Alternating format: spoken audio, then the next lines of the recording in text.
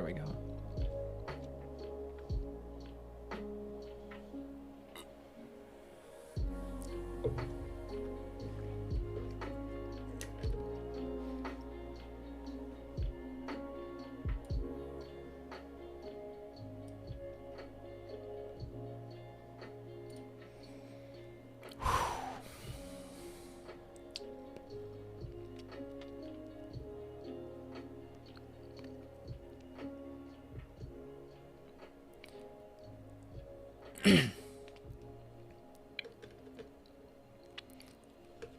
I woke up so tired today. And it didn't go away. So, rather than talk about, I don't know, something else. I had an idea on my mind for what I would talk about, or like try to.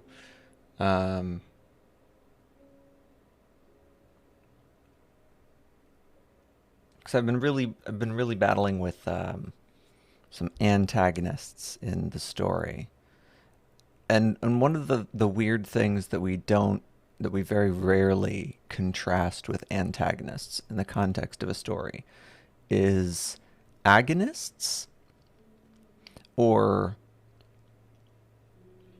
cataclysts.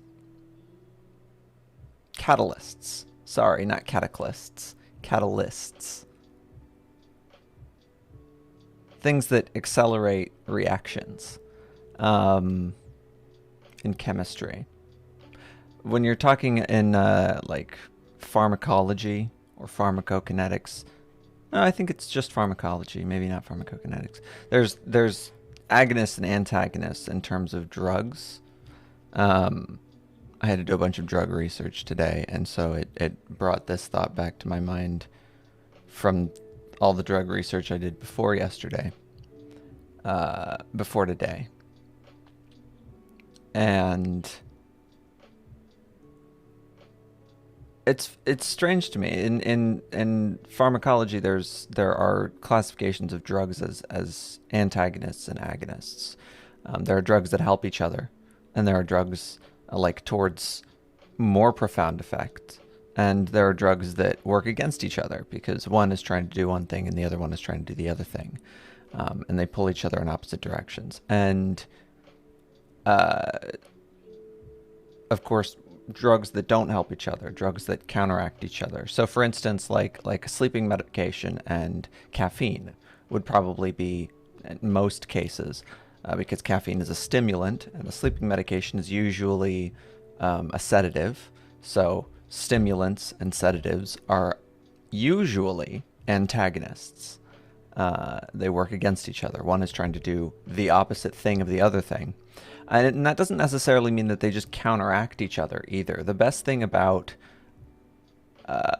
antagonists in terms of drugs is that they often they don't just work against each other to each other's detriment, but they create a negative effect. It's like you become war ravaged by both the drugs trying to do these opposite things. If you took a bunch of sedatives and then you had a bunch of caffeine, you will either get really, really crappy sleep and still be tired at the end, or you will get no sleep and be even more tired. You'll just be tired the whole time, as though, the caffeine kept you awake, but only at like the bare minimum level. And so they can't just counteract each other, right? There's no, we don't end up with just a good guy and a bad guy that go up in a fight and just like clash and then it's over. We end up with like casualties. There's like, you are the casualty when you take drugs in that way. In fact, most drugs leave you as a casualty. But agonists with drugs are drugs that, of course, help each other peak a lot higher. And so if you have, like two stimulants or a stimulant and like an antidepressant, they can have agonizing, or I wonder if that's the word for it. I'm sure they are also agonizing in their effect. While taking Seroquel, I think I would feel like they're both working at the same time. Oh wait, I must have missed the first part. Let's see. When I used to drink caffeine while taking Seroquel, I would think they were both working at the same time. It's been a while since I did that. I stopped taking Seroquel. Yeah. Yeah, Seroquel is a yeah. That's a it can be a heavy hitter, especially for against with caffeine and whatnot. Good to see you, Raving. How you doing? How was your work today? Writing work or regular work, or how was your day? There we go. Life need not be defined by the work we accomplish in it.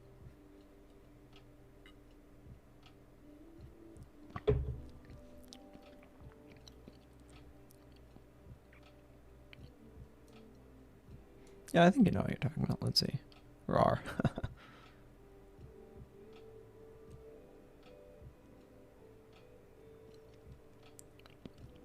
Yeah. Is am I thinking of? I was thinking of Provigil. Provigil is it's not a stimulant, but it acts like a stimulant.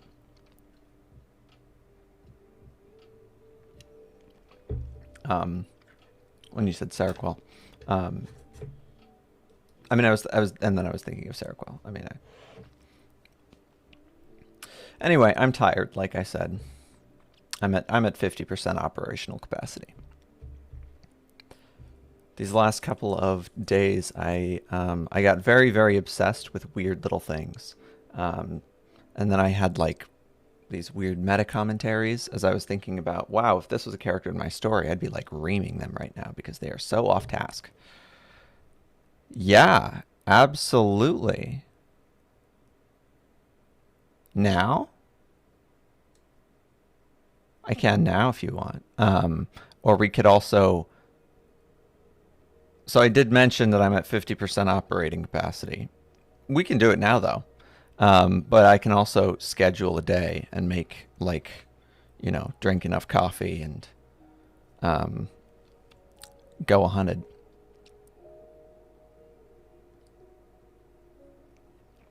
Up to you. The severity of critique that you would. No, I'm just kidding. I'm not going to be. I won't be different. I'll just be slower. Um,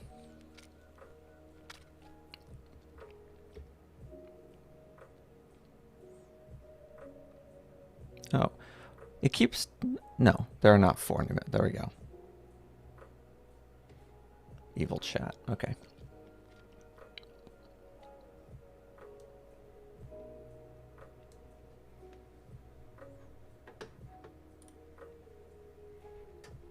Sure. Oh, either or. Either's fine.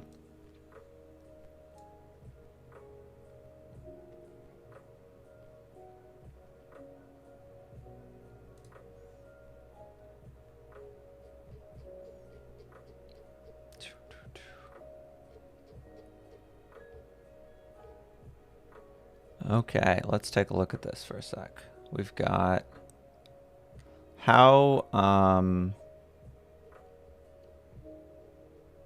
far does it go? Because I see it looks like at a certain point we've got notes. And then we say, like, talk about how she experiences the flashback. Does that, oh no, those are plans. So I'm guessing it ends here at the dialogue at the end of chapter 1.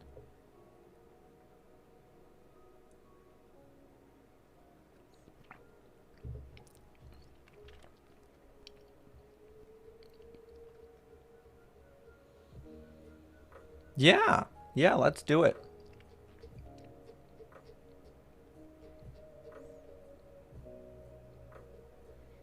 So,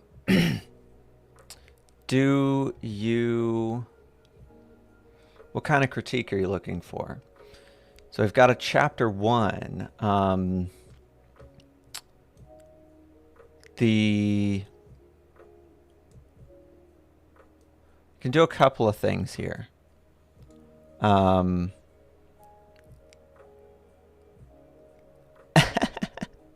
You must be. I did notice that too. I was thinking, I was like, oh, that's strikingly close. One letter off. That's cool. That's really awesome. Um,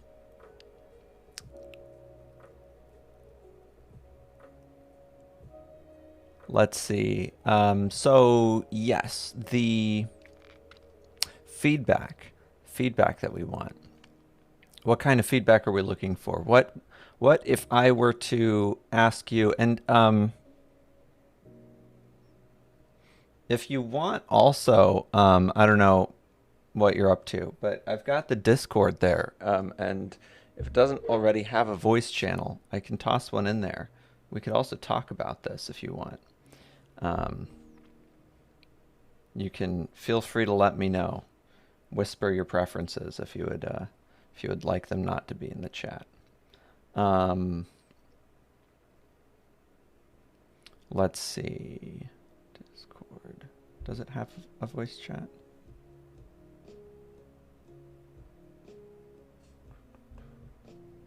It does have a voice chat.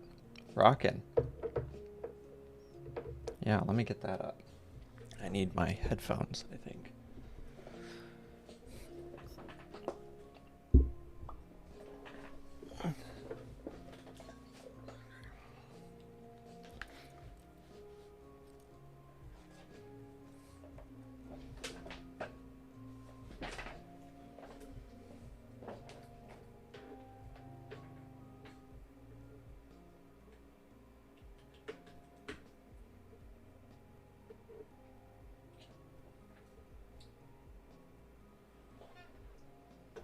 Okay, let's see. We'll turn this guy almost all the way down.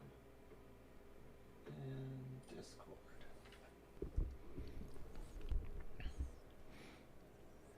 Okay, I'm gonna need you to confirm for me in just a second, once I have Discord open, if your audio comes through the stream. It should. I think it should. It should be capturing all of the desktop audio. So, where's Discord going?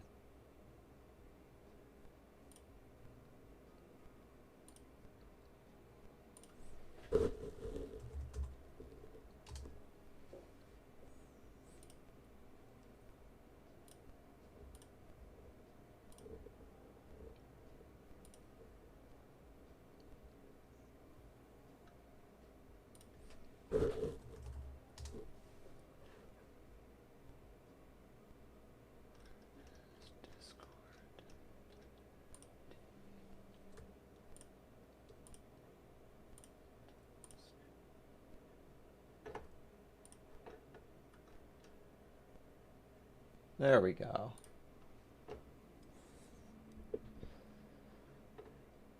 Let him pull up. Yeah, so happy to read it. Yo, how's it going, Bigfoot? Good to see you. Good to see you. We're going to be looking at, I put on the stream title that we're going to be looking at Norwegian wood, but we are looking at something so much cooler. We are looking at raving. Is it raving or raven? We are looking at Raving's story, which, oh right, you don't title them first, because I am the weird one apparently. Oh, a new tree. That's, what kind of tree are you gonna buy? Like a Christmas tree? Is it an indoor tree or an outdoor tree? That's a weird question, isn't it? We've domesticated fauna. No, it's it's plants. No, are fauna plants or animals? Ah, this one always screws me up. I don't remember. I have to look it up every time I put it in a story.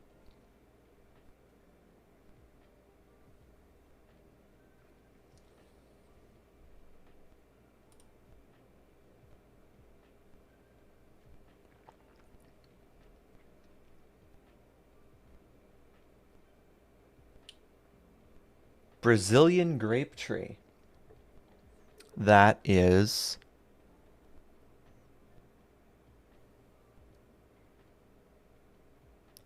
Well, we can't all be original, okay? I'm sorry. I'm not paid enough for originality here.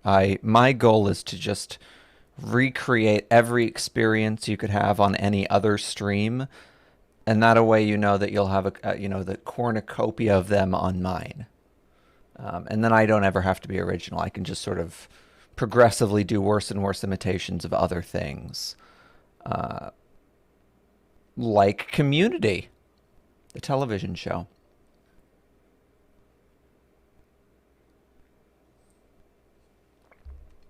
I've been rewatching that lately because it is hilarious. Forgot that is one of the best shows ever.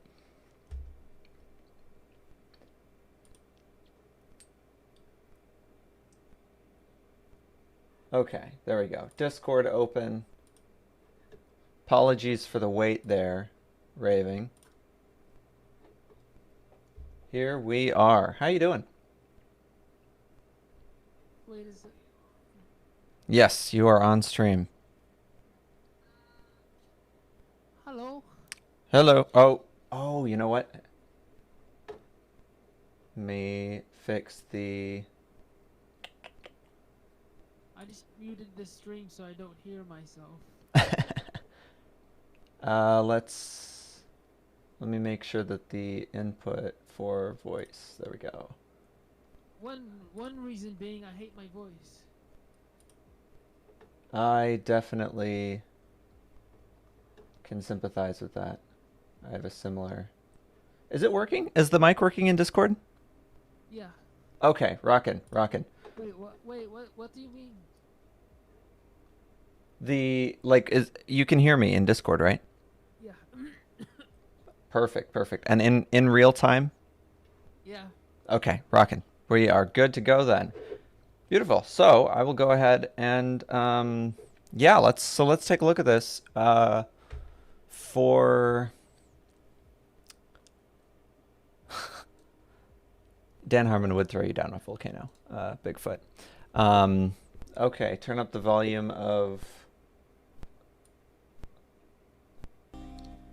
Oh, that's what I have to do. Right. I forgot. I can't just mute the music separately. Okay. How is the volume now, Bigfoot, in terms of, can you hear Raving? Hello. Hello, Bigfoot Bjornson. I'm not sure if I pronounced that right. I think it's perfect. Okay, I'm gonna assume it's better now until I see Bigfoot toss us a chat again saying that he can't hear anything and we have to redo the last 30 minutes of content. Ho ho.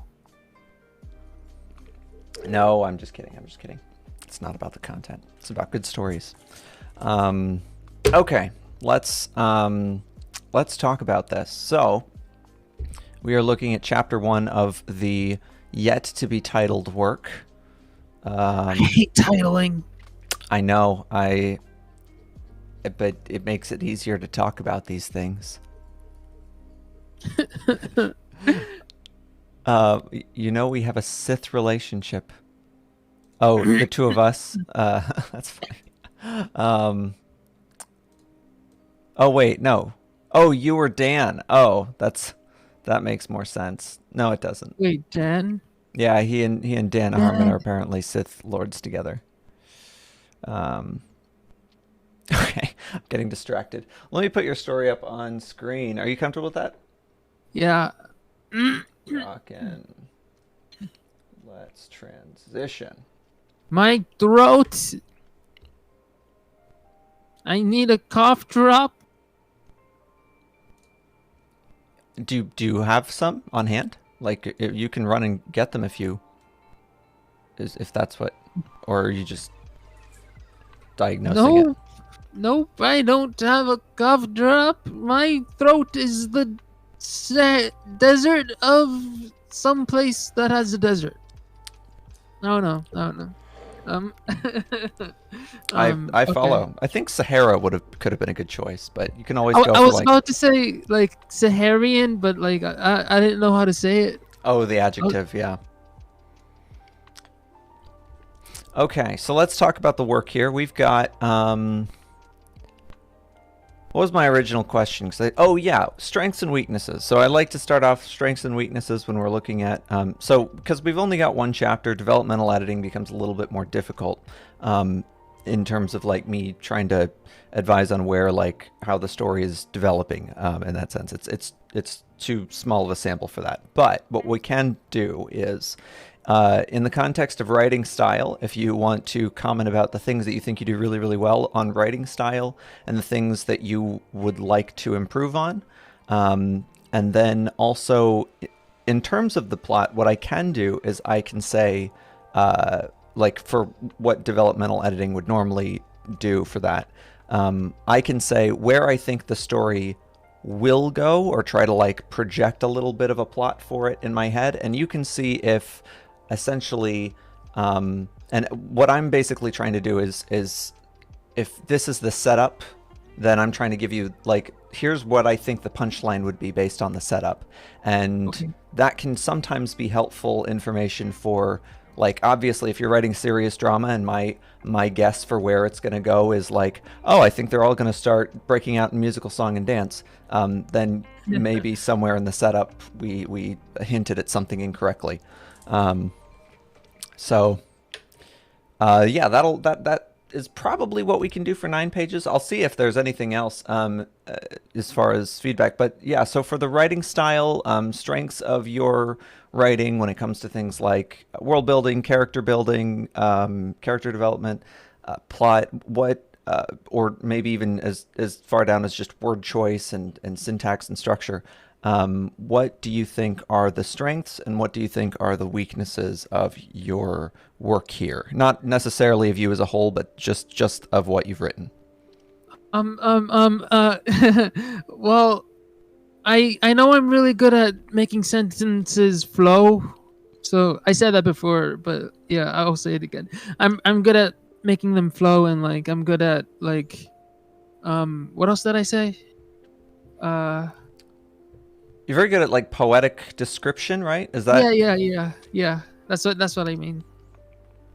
perfect? But and I'm my weakness is let's see, uh I'm bad at like structure and like making connections between events. Hmm. Okay. Yeah. So, if you had to give me an example of like where you think that, like in your experience, what kind of thing might crop up that we should be looking out for? I'm not sure if this is a good example, but I'm gonna go to it anyway. Let's see. Okay, so there's an event on that happens on the ceiling of the factory somewhere in here. Ceiling? No.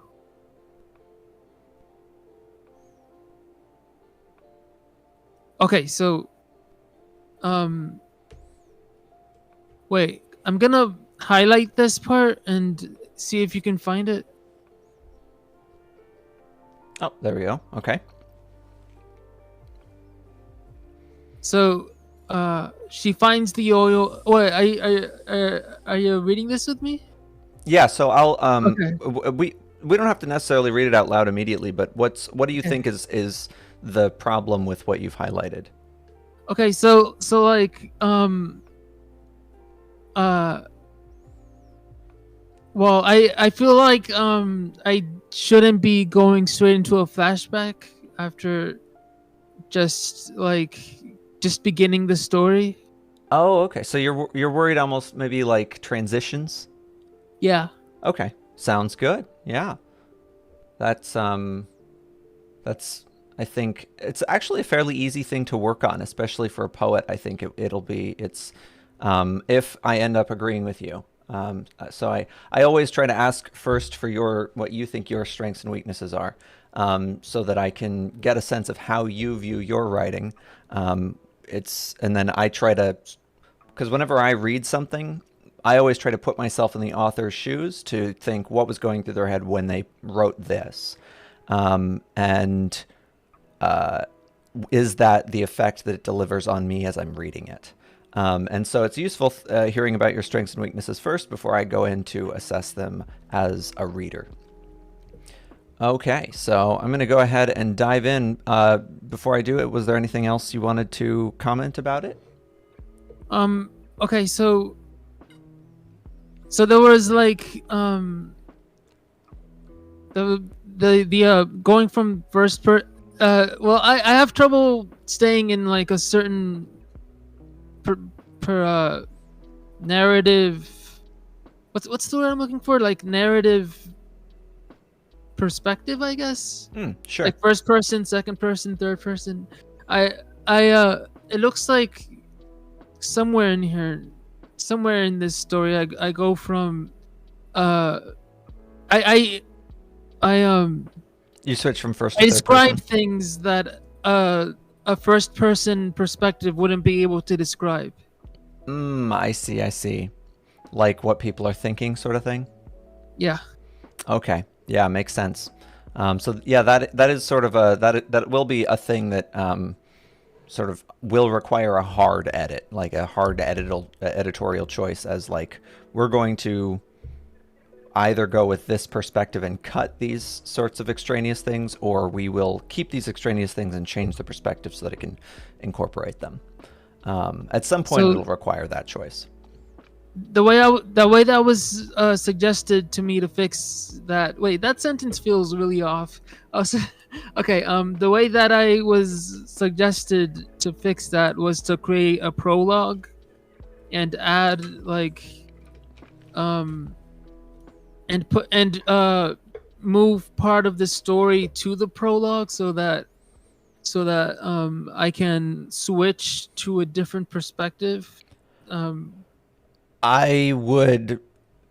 I am very skeptical of that advice, only because that's that's very commonly done, and it's sort of tropey to use a prologue from another person's perspective because it didn't seem like it fit elsewhere in the story. It's usually a sign that maybe like we need to be a little tighter in terms of how we deliver information to the reader. So if there's essential information that only one perspective can deliver, we usually want to like try to find the thread through the story that we can put that information that that perspective delivers, but through other sources. That's usually my recommendation for this specific kind of problem. But I think what we can always come back to that later and see, okay. yeah, structurally how we can sort of fix those sorts of inconsistencies or gaps. Just briefly, what is if I picked this up off the shelf? What would the back blurb? What information would the back blurb give me? Well, so let's see. So there's the uncle and the niece, and they go to a greenhouse to just actually the uncle's actually trespassing upon the greenhouse, which belongs to his brother, and he does that to burn it down because he is trying to like because he's jealous of his brother, and he received the inheritance of their mother, and he just wants he wants to attract his attention and act and kill him. What's Well, the genre? I'm thinking mystery, but I'm not entirely. uh, Yeah, I'm not sure. mystery seems maybe somewhere between mystery and thriller. Yeah, Okay, rockin'. And it looks sort of like a crime thriller. Is that maybe? yeah. Sounds good. Okay. Um, and the main character, the I, is Who? The I is the detective, the uncle. Okay, so the uncle is the detective. Okie doke. But I'm having trouble figuring out who the main character actually is because the main character is narrating the for this is my problem. Like the main character is narrating Kella, who's the niece of the uncle, um, and it's like I just don't know how to describe what's going on with her without like going inside her head and just like mind reading. So the main character, when we say the main character, you said the main character is Kella, you feel like? Uh, well, most of the story I'm talking about her. Okay, so it sounds like Kella's sort of secretly our main character, and the I, it almost sounds to me like we could be doing sort of what The Great Gatsby does, where the main character is definitely Gatsby, but we follow Nick around instead. Yeah, Um, what is the I person's name, the uncle's name? his name is Rio. Oh, okay. He's the me person. Um, and let's see. Is there anything else? Do you have a guess for how long the book's gonna be? I like I I went from short story to novella to novelette. So Nice. 7,500. 7,500 words is what Yeah, is how long you think it will end up being? yeah, but I'm not sure. Yeah. I'm still thinking about that. Yeah, don't rush it. As long as it feels magical right, keep going. So, okay. Yeah, let's dive in then. Looking forward.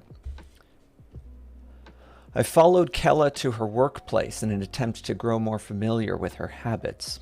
She always packed what she called a grilled cheese sandwich, as she always cooked the sandwich twice. She had non-slip sneakers on for work-related reasons, and had built up the habit of tying them twice. I didn't want them undoing themselves because of lack of diligence when shoe tying. It just showed how unsure she was about everything in her world, a trait she valued rather than admonished as other people did. This characteristic showed in the way she crossed the street as well, always letting distant cars pass even though she could safely cross the street at any point of their travel. I went to the back of the factory and... Oh, I'm sorry. It was her boss. I bumped into him. He wasn't annoyed and offered an apology. I couldn't speak. I couldn't look him in the eye or else he'd know, and it was much too early for anyone to know. I simply pick my hat back up and walk away, hoping he doesn't run after me. So, real quick, we've got a shift in tense. We have I went to the back of the factory, and now we have I simply pick my hat up and walk away instead of I picked my hat up and walked away. And then Let's see. we go back to past tense again. He didn't. I was able. So we go back to the past tense. So stick with one and try to be very conscious about that. I recommend a lot of novels today are actually, there are more and more, absolutely most common one to write in is past tense, and that's what readers are most familiar with. More novels are coming out in the present tense, and it's giving them this sort of like newer feeling, but I recommend sticking with the past tense personally. Okay. So should I fix that now or let's see. I recommend usually making notes of these things, and then it gives us more time to talk about the sort of important ideas at the end. I take notes as I go, so I can also let you know sort of the list of things. Although I don't usually comment in documents, and it doesn't look like I am able to either.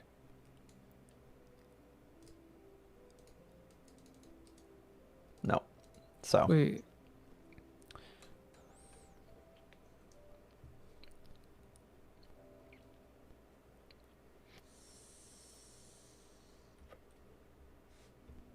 I'm trying to see if I can make it so you can comment, but Oh, no worries, no And worries. so, I'll take notes, and what I can do is I can post them, or I can message them to you in the Discord. I can type them up real quick, message them to you in the Discord, okay.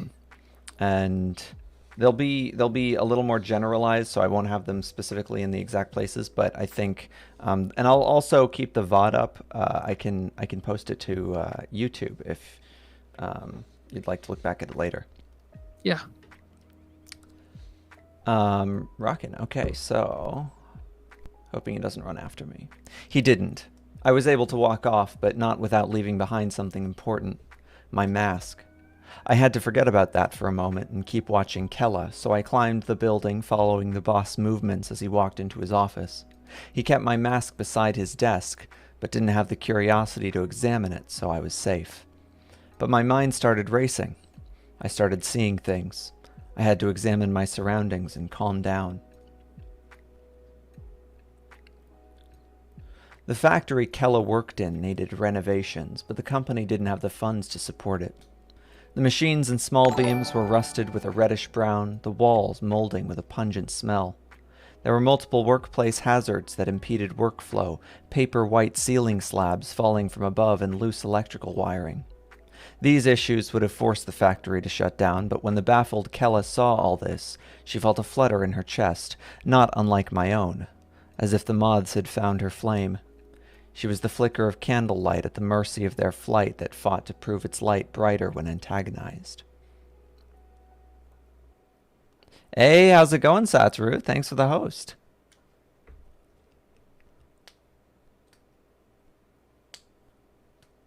How was your stream? We are looking at a work by Raving, chapter 1 of what will be a novelette, or perhaps maybe we'll keep expanding it into a novel. Yeah. That'd be exciting. I always love that beginning rush. I get a beginning rush from a project. So, yeah, I really like this last sentence in this paragraph. She was the flicker of candlelight at the mercy of their flight that fought to prove its light brighter when antagonized. It flows very well. You're right. So I'm seeing already one of your strengths absolutely is the flow. And the thing we have to be careful about with flow is that sometimes it gets a little out of control. Like it gets a little bit ahead of us with sort of, I guess, putting language of like poetic language ahead of language that delivers information. Now, I don't necessarily mean that it's unclear. Actually, I think you're very clear. So what I mean here is that I think sometimes it's just a little bit long. I think it could be trimmed back. I don't think it needs to be like this paragraph, for instance. I think, I think we could find a way to condense these two sentences. And specifically from the she felt a flutter in her chest, not unlike my own. Because it seems like we're delivering two separate... Oh wait, I'm not seeing your, like when you like when you click on the document, I'm not seeing your thing. Oh, you don't see my highlights. Eek. Let's see. You can see it on stream, right? If you, so I think if you go up to the share, you can change the settings and then I can refresh it. Let's see.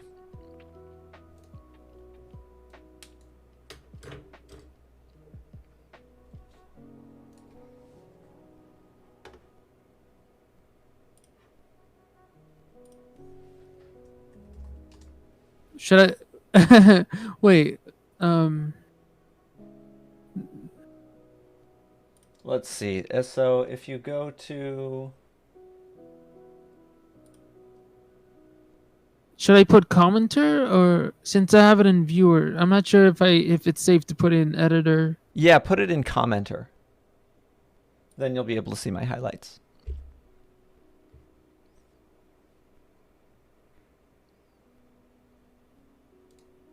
Wait, Yep, perfect. oh, I see it.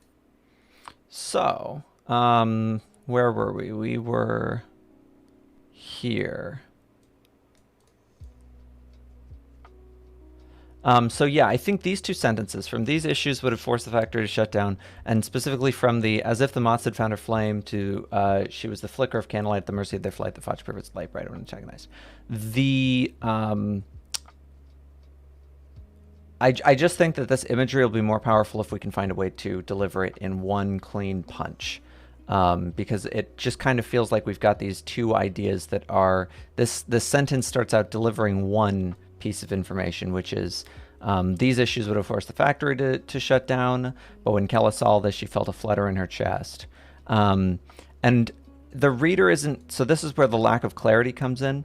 She felt a flutter in her chest. So there's issues that would force the factory to shut down, right? And that's, we would think, oh, that's severe. And maybe that would be a cause for anger or worry or fear. And then the moths had found her flame. And for me, for some reason, I think this conveys anxiety. So I'm getting like a conflict between anxiety and I guess this could be something that induces anxiety, but it's not, it doesn't feel like it's presented in a way that because she's baffled. And this doesn't necessarily, like, it hasn't been conveyed in a way that it makes it feel like the first thing is anxiety to be, like, I see a place like this, right? And I think, oh, that might be a dangerous place to work. That might be a place with health hazards. That could be a play, and all of that for me would generate. And I also, the imagery that we're being given kind of seems like horror movie-ish. Like I picture we've got machines and support beams and they're rusting, the walls are molding. I'm picturing something dark, almost like where the lights are hanging out of the ceiling sort of thing. Loose electrical wiring. So this is sort of like the scary post-apocalyptic zombie-looking place. And I feel like we're setting up the reader to feel fear, and then we're delivering anxiety with the moths. So there's a little bit of a like a tonal shift that happens there. So that's what I mean when I say that we should sort of make sure we keep the flow in control, is start out with, you know, one image, one vision for this paragraph or whatever, and then move into the next one with like delivering on it. So it is anxiety, but like after that, I wanted this part to sort of express that she's like trying to fight it, like trying to find a way to help or like alleviate the anxiety by okay. Perfect. No, I think that's good. So then my recommendation changes slightly. I think we need to set these up more. So my previous advice was that we should cut this back. We can do the opposite instead. Pull this out into the next paragraph. We want to set up the her anxieties should be like moths. And we could even, if we wanted to get, you know, really experimental with it or really really into it, we can set it up in a literal metaphor, kind of. I think have you seen Breaking Bad? Yeah. So you remember the fly episode? Wait, yeah. The episode where he's like just destroying his entire lab trying to get this fly, and the whole episode is just basically a giant metaphor for like how ruthless he is. I feel like we can do something kind of similar there, where if we wanted to, we can pull this out and make it real. There could actually be mods in some scene with this person watching Kella, and there are mods, and like she could have like an actual reaction to it. And then later on, we could compare her to the flicker of candlelight, like saying that she fought back. But we don't have to do that if we don't want to. This is perfectly fine as a metaphor.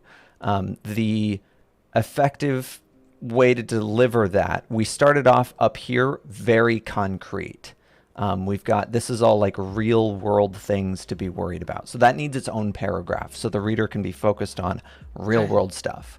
Next paragraph should start that metaphor where we start connecting it to the anxiety and the feeling she has. So it could be like every day she came in was another reminder of how decrepit the place was. And, you know, she didn't even want to open its doors anymore. She would shudder. And then we set up to the moths had found her flame. She was a flame surrounded by moths, and they kept licking at her.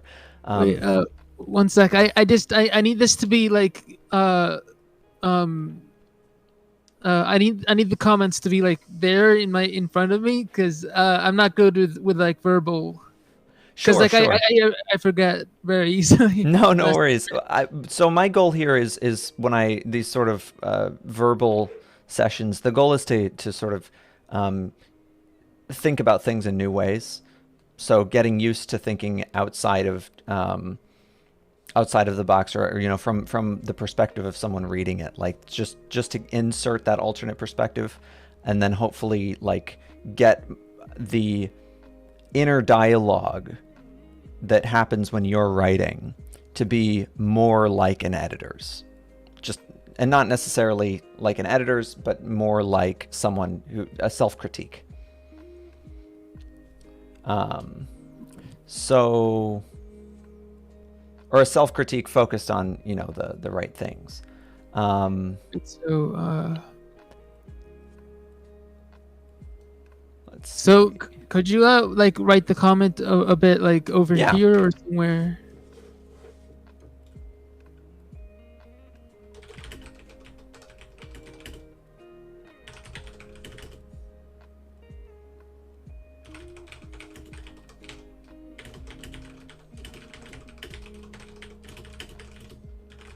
One sec. I'm gonna comment it and then it'll stay in the document.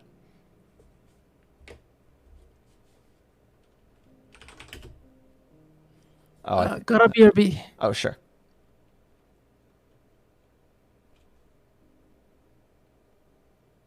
So yeah, I was focused first on the metaphor. No, on the building.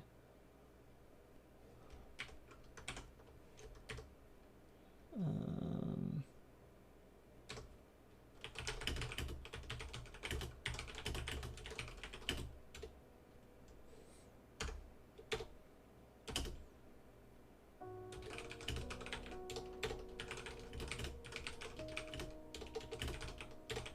I'm like reaching awkwardly for my keyboard and it's making me like miss every other letter. So much for handwritten notes.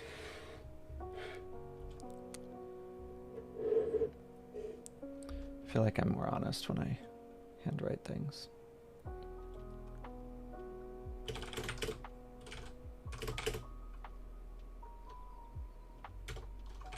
Yeah, that's fine.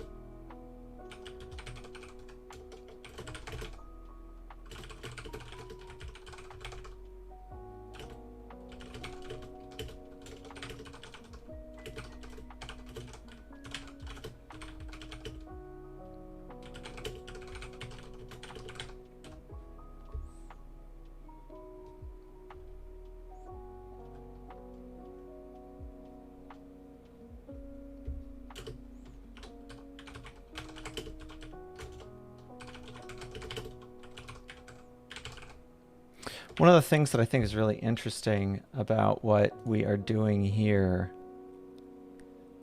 and what I hope to ask them, is about the character perspective of the uncle. We have like this claim down here: she's the flicker of candlelight at the mercy of their flight, the fought to prove its light brighter when antagonized. The Like, I wonder if this is like a rose-colored goggles situation, or if this is like a just analysis.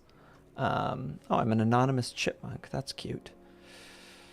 I don't feel very chipmunky. Okay, I'm back. Rockin'. So, question for you. The uncle, he makes the statement, she was the flicker of candlelight, mercy of their flight, fought to prove that one. Is that a case of rose-colored glasses, or is that a case of like he has a lot of justification for believing in her so strongly? Um, I let's see. Well, I just realized that I just thought of this as like the way that she felt. I did not consider the way the uncle was actually looking. I mean, was actually like thinking of her. So this is another part where I just forgot to um I forgot to like cement in my brain that I can't just like talk about her mindset. Yeah, no, that I think that actually that happens a lot of times when I start stories as well. As I I need to spend a lot of time making those sorts of points of views really, really concrete. It's like method acting almost. Like you've got to really get in character to write it. Um, so I think the uncle perspective can be really, really cool.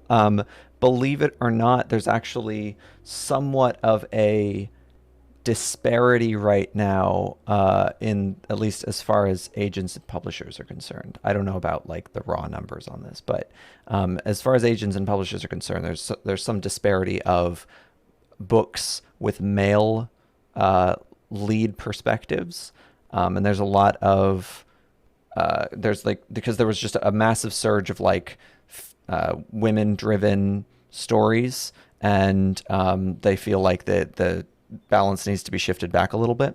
So if you leave this as a male lead with the uncle about Kella still, though, you sort of get the two birds with one stone, that you get to write the book with the main character who, you really want to be the main character, but you also have the uncle being the one delivering the perspective.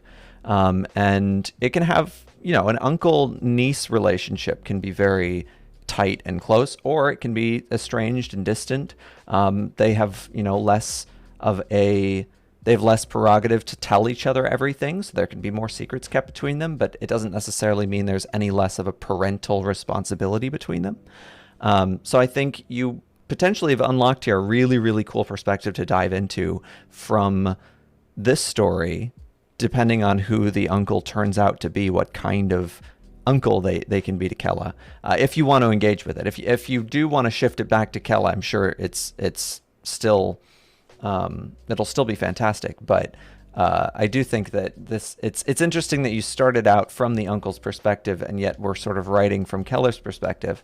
And I wonder if maybe there's some kind of initial part of you was engaging with it, seeing her from a third person point of view and like wanting to observe her in the story rather than be inside of her head.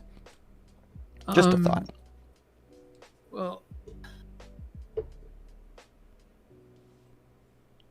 what are you thinking? I'm thinking I'm just not sure. I I need to figure out. I really wanna remain with just with being able to have the uncle be the narrator with Kella as the main character and just defining what she's doing and saying, but like I'm not sure how to do that without like breaking the rule that you have to remain in one like person. Writing is all about finding ways to break the rules. And you absolutely don't have to remain with one person. There are a lot of novels written. Game of Thrones, for instance, has like 30 different perspectives. Now, of course, all of Game of Thrones is written in third person. But there are books that have shifted. I believe like Philip K. Dick wrote. Oh no, that one is two people, third person. But there are, I think it's if I remember correctly, what is that book called? Dragon Spell, I think, is the name of the book, or Dragonfire, something like that. There's a point in the book, basically, and it's all written from first person, and then it shifts and it just tells a story about another guy who's like halfway across the world in third person. So that's totally fine. You can do that. Okay.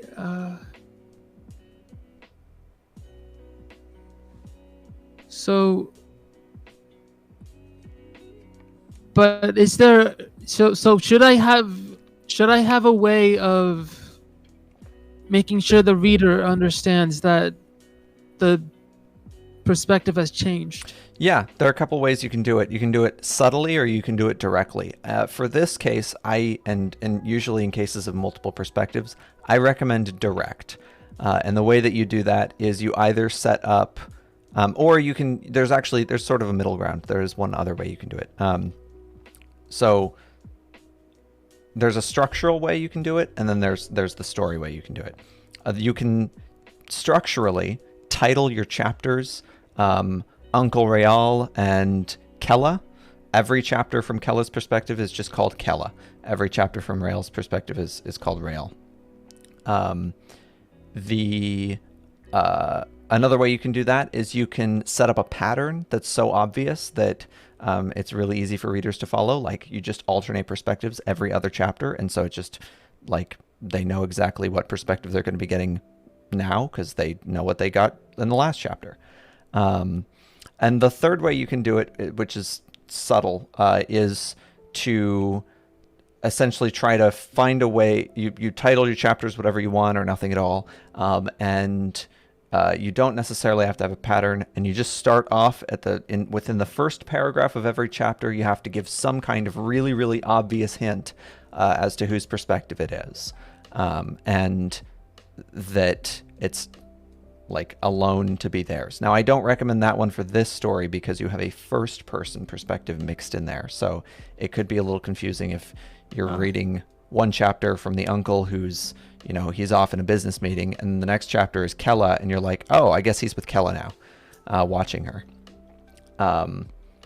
So I did have an idea where I sort of like attached these devices to Kella. I mean that the uncle attached devices to Kella to be able to know what's going on with her, like a recorder, just to be able to follow her conversations. Okay. Do you think? I wonder if. I wonder if a person wouldn't notice that. I feel like microphones are actually pretty like. You would, if it's like a microphone based device, you run into problems if there's any ambient noise. You've got to keep it pretty close to her mouth, and so it becomes harder and harder to conceal it on her person. Also, of course, with the need for batteries and power of some kind, and he would also need to retrieve the data somehow. I'm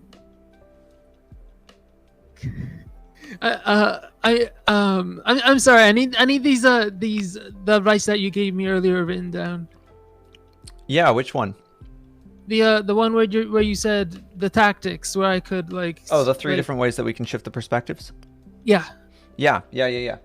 So let's see where. I'll just comment it up here, I guess. I don't know. Doesn't really matter too much, but I'll just tag it onto the last one. Yeah, so the perspective shifts that we can do, we want 3 options. We've got option 1 is structural, title every chapter the character's name.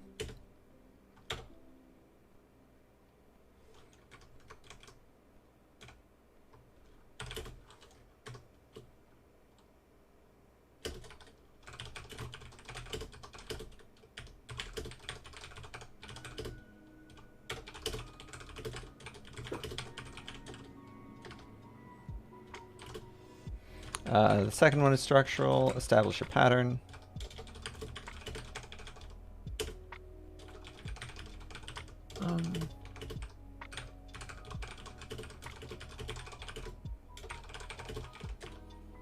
And the third one is to subtly cue your reader in the first paragraph of every chapter. Which perspective? I need to like learn how to turn my brain off and just take notes, because No, I like commented it. Don't worry, you're totally good. I have the same problem often in when I was taking classes. I could never take notes. I just stopped taking notes, and I decided that it was at some point I was better at just listening. So let's see. So yeah, those are, I do recommend going with probably option 1 or 2. I think option 3 it'll be a little bit messy and it'll add more stress than necessary if option 1 or option 2 can work for you. And I do think option 1 is probably the cleanest one, but option 2 is also, if you're already going to do that, it's perfect. So let's see. After a while, it becomes difficult to make out the difference between the past and the present. A large greenhouse steadily appeared before me. First, a window pane that, as I peered in, revealed the familiar lionheart lily flower. The image zoomed into 2 people, a younger version of myself and my niece, Kella, and, finally, I lost all sense of time and space. I became the character within my episode of delirium. That was sudden. That was very sudden. oh, So I like this. I like what it's doing. It gives me very... we're inserting reasons not to trust the narrator, which I'm always a fan of, because all narrators are unreliable, even in third person. But this is... Yeah, so it doesn't really follow from what we were just setting up. We've got a lot of intrigue going on, and the first thing I want to caution you is we have to be careful. Is this set in the United States? um, I didn't plan that part. I didn't think about that. Is this set in the present day? Uh oh. Oh wait. I think I was thinking when I wrote this story that it was just the uncle reminiscing. Sure. And what he's reminiscing from, point X in time. He's reminiscing back to points A, B, C, D, E, F, G. And point X in time is the present day. Is that the year 2021 for them? Um I I don't know. Would you say it's roughly 20? It's not 1970. Well, I don't really know how to describe the 1970s, so Sure. So I guess my question is, this isn't a period piece. yeah. Okay. And is this, it's not an alternate world? No. Okay. No. And if it's set in a country, or it's probably set in a Western country, like a European, or like probably a or American, North American country. Yeah, North American. Okay, rocking, perfect. So I did assume all of that going in. So there's nothing that's good. There's nothing in your story that would have thrown me off of that. It definitely feels contemporary as far as like the writing style. I could have been convinced that it's set in an earlier time period, like 1980s or something, but I was just checking that you weren't going for the future. Although I mean, if I went for the future, it would explain these gadgets that the detective has, like the mask and the recorder. Oh yeah, so we can do the future too. If you said it was from the future, I mean, I'm 4 paragraphs in, so I would have then just thought it's like a sort of like the cyberpunky kind. Well, not more punky than cyber is, I guess, what I would. It's sort of not necessarily an ideal technical future. It seems messy and kind of decrepit. Yeah. Mm. Kind of like Star Wars. It's sort of like the junk space sci-fi or Cowboy Bebop. Oh, hey, Danger, how's it going? You too. You have a good one. Good to see ya. So,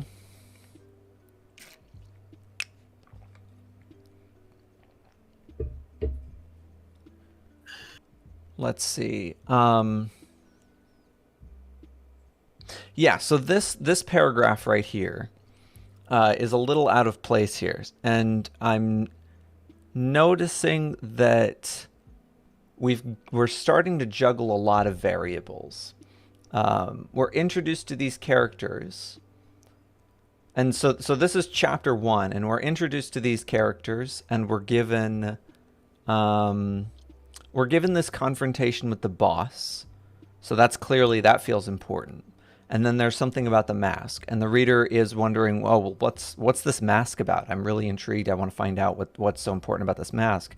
He seems to be focused on it. And then we're given the factory, and at this point, there's like a lot of questions popping up in the reader's mind. Okay, so the factory needs renovations. It seems like more than renovations it might need. It might need like to be completely redone. There's a bunch of hazards and stuff, and then they might, they could have forced the factory to shut down, and Kella's fighting back. And then suddenly we're thrown into this. Also, we seem to be questioning time and space and reality, and I'm delirious. And it's a little bit too much for the reader at this point, I think. So we probably want to save that and move that after we've answered some questions. We've posed a lot of questions for the reader, asking, what's this mask for? What's he doing with the boss's movements? His relationship with Kella? What's going on here? What's Kella doing? What's the factory about? And we need to answer at least some of those before we start throwing in additional variables that the reader can get tripped up on. Okay. So wait. We'll come back to this. Okay. Because this may be. We'll see if this is an ongoing thing, or if this is sort of, it's isolated to this first page, and we can easily fix this in just like one little move around. Lil Killa, do you see these flowers? Lionheart lilies. Your mother picked them out because of their black and gold coloring. She wanted her funeral to be a celebration of her death, and so she wanted flowers that symbolized both the content of her life and what might come after death. The lily for rebirth, gold for a prosperous and rich life, and black for certainty and authority. Coming from a family of cops, I'd say the black was appropriate. We walk with an oil lamp in hand through the greenhouse halls to the moth's den. But the purple, she points out the purplish hue of the flowers in a soft voice. An old woman should die with dignity. What? That's what she said, and that's why she wanted slow dancing at her funeral, so that people could feel a sense of grace and poise. That's why she wanted the color purple at her funeral. We make it to the moth's den. I needed to know where Calvin, my older brother, kept his oil, and Kella was good at finding anything, even in the dark expanse of an unfamiliar room. See, I didn't trespass upon the so-called sacred greenhouse of my elder sibling just to take my niece sightseeing. My aim was to burn the place down. I couldn't stand knowing that Calvin had earned our mother's love and her inheritance. Lil one, we ran out of oil for the lamp. Could you fetch some more for me? She finds the oil and scurries over to me. I light a match. She trips over a protruding slab of cement. The oil makes its way through the match, catches fire, and lands on my face. My screams echo across the greenhouse as I run back out through the halls. My brother rushes in and extinguishes the flame. As the flame dies out, so ends my episode, and I'm back on the ceiling watching my dear little Killa attempting to fix the wiring of the ceiling windows. Why is there wiring in the ceiling windows? Oh, it's wait. So I'm having trouble imagining where wiring would actually be. So I sort of pictured it being on the floor. I'm just confused. Sure, sure. Well, let's try to land on that. What is the wiring from?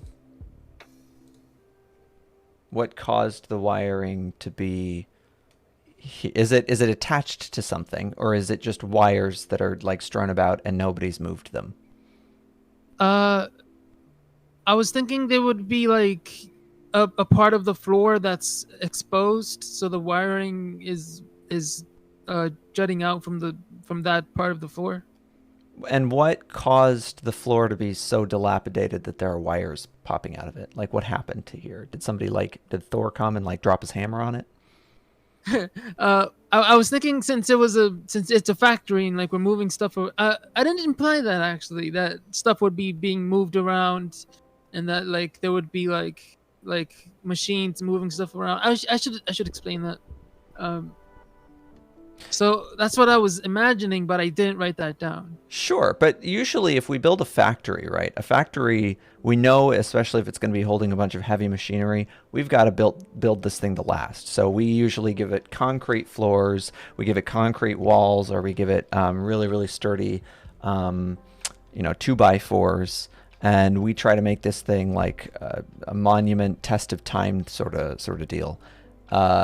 Because we're going to be moving these machines around, right? We don't want machines breaking wooden floors, so we put them on concrete floors. And you even said concrete up here, I believe, a concrete slab. Now, a concrete slab is very, very hard and very, very dense. So to break a concrete slab in the ground, that's going to require quite the strike. It's going to be something like something happened there. That's not the normal sort of wear and tear on a building. So if something happened there, we should probably get some kind of hint as to what happened there, or like some kind of. It doesn't have to be directly like, oh, it was the break in the floor from where Thor, slammed his hammer once. It can just be sort of like we could get this sense that this is maybe a factory that was like destroyed by war or violence of some kind, or it could be a factory that maybe she bought it after it's like really really run down and she bought it for cheap just to like have a place to set up her business or something like that. But broken concrete floors, that's there's got to be a story there, that for what caused that. My suggestion for this, I think it's now, as far as the wiring goes, if you've ever seen like wiring hanging out of like the ceilings and stuff in normal buildings or warehouses or something like that, what usually causes that is ceiling tiles being taken out because they're old, and usually they're made of really cheap like plywood and or fiber. What is that? Fiber wood or something, whatever it is. It's cheap. It's crap, and it molds and mildews really, really easily. So, and they make it cheap so that you can easily replace the ceiling tiles.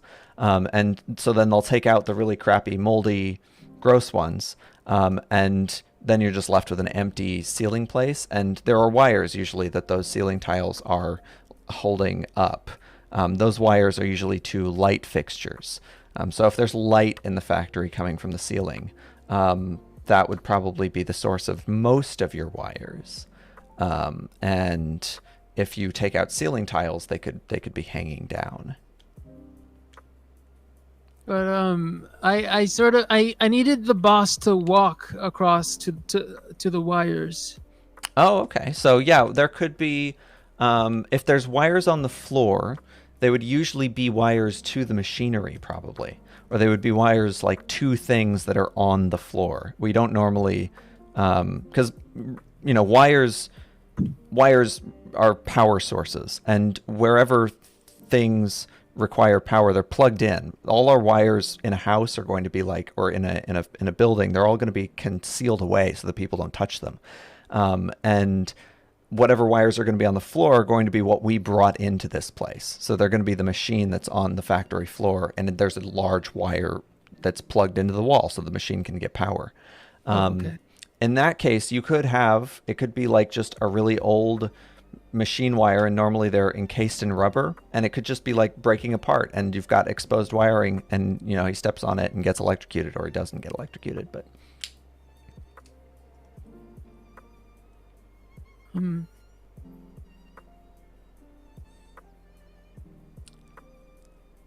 okie doke. So yeah, wiring of the windows is a little.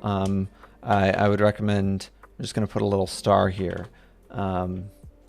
It's a little, may require fixing there. The boss wiped his face with both hands, frustrated. Kella, you should be working. You could be electrocuted if you messed with those wires. I won't be electrocuted. I won't suffer so much as a minor shock now that I've insulated these wires. Okay, when did you learn how to handle electrical equipment? I recently started taking classes at a trade school. If the lights connected to these wires don't magically come back on, you're on mop duty for the rest of the night. The lights never came on, and the moths refused to leave her alone. Her flames flinched at their flutter and cowered into a pathetic and diminutive blue. She had to do better.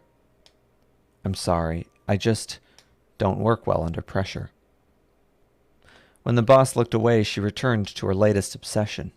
She knew the wires were correctly arranged and properly connected, and when the boss caught her messing with the wires again, Kella, I want you in my office now. Real quick, we're gonna jump up to this dialogue here. So, and I think this often happens in first drafts, and this isn't this is suggestion for how to edit this later. But I think in the moment I do a very similar thing where I will simplify or summarize something that may require research later, or may require like me to make certain decisions later about, for instance, you may have to decide what kind of machines are in the factory. And in order to answer, what is this electrical equipment that he's talking about? And the reason that we want to be specific here is because electrical equipment sounds weird. Most equipment is probably electrical in nature.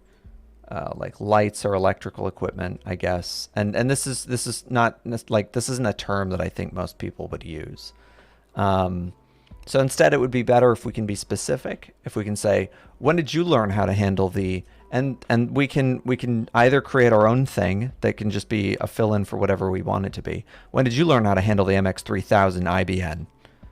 Or we could insert something actual, like, when did you learn how to handle conveyor belts? Okay. And get specific. So we want to be specific here.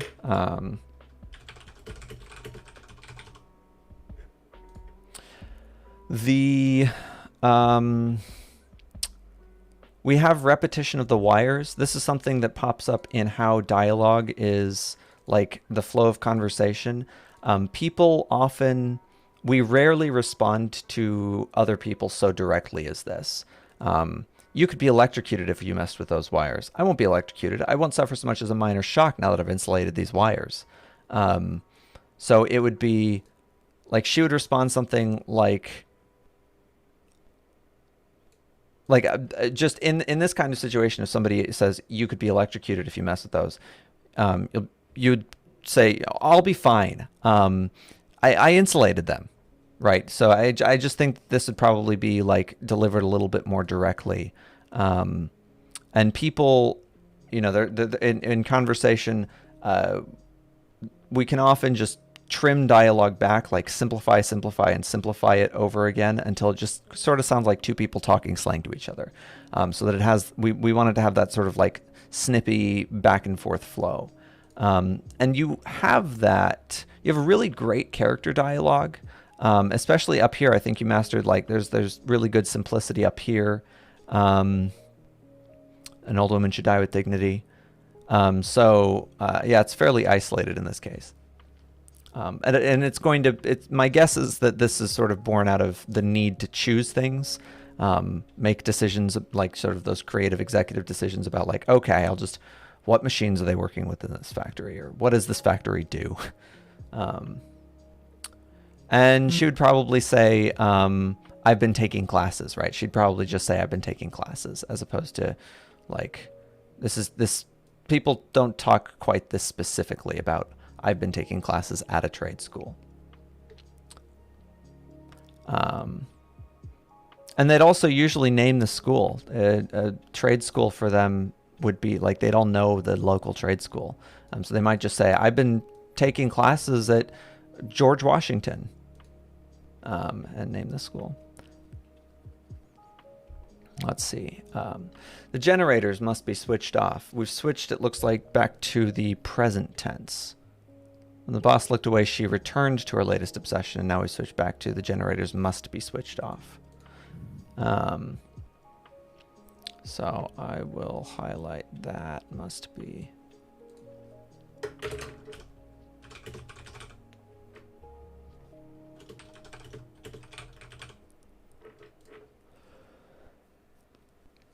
Kella ignored her boss and went straight for the basement, turning on each switch that powered the lights. Kella hadn't been entirely focused on mopping and left a mess of water on the floor.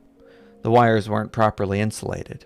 The boss walked through the water, and soon after was thrown several feet away by the shock. Kella heard a thud on the wall across the door she stood from that led to the basement. Kella heard a thud on the wall across the door she stood from. Yeah, that was a part I had some trouble with. Yeah, let's get some clarity on this. So, and one of the things that I think may be useful for you is as sort of an exercise, because I'm noticing just a couple places where it seems like maybe we weren't picturing things perfectly clearly, or maybe we were, and this one could just be like not finding the words for it, but like up here I was thinking about like the electrical equipment sort of thing. Like I think that this is the kind of like vagary that comes from like picturing just sort of vague equipment in the background and not necessarily having a very specific kind of machine in mind as you're writing it. And having those kinds of specific details worked out in advance when you're thinking about a scene can help keep your focus on what matters in the scene. When you know what machines are around them, even if you're not going to mention half of them, it just lets you know what's available in your scene to make use of. So let's talk about across the door she stood from. What were we going for here? What did we want to describe physically in this space? I was thinking so let's see, if the door wait, I can't actually. Can I'm sorry, can you ask that question again? Sure. So the guy's thrown several feet away by the shock. Kella heard a thud on the wall across the door she stood from. So we have across, yeah, she heard a thud on the wall. So maybe this would be fixed across from the door way she stood in.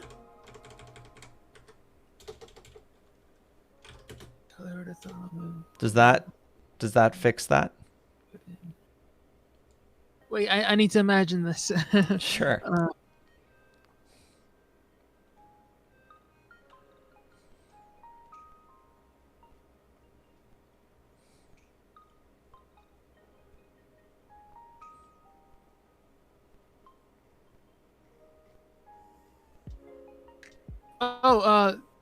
Rather than in, maybe like parallel to, or something similar to parallel to, or like I don't know. So are you picturing that she's in one room and she's let's say, I wonder if I draw this, if you'll be able to see it on the camera. I'm gonna try. I've got two rooms connected by a doorway, and she is in one room, and through the doorway on the other wall sees her boss hit the wall.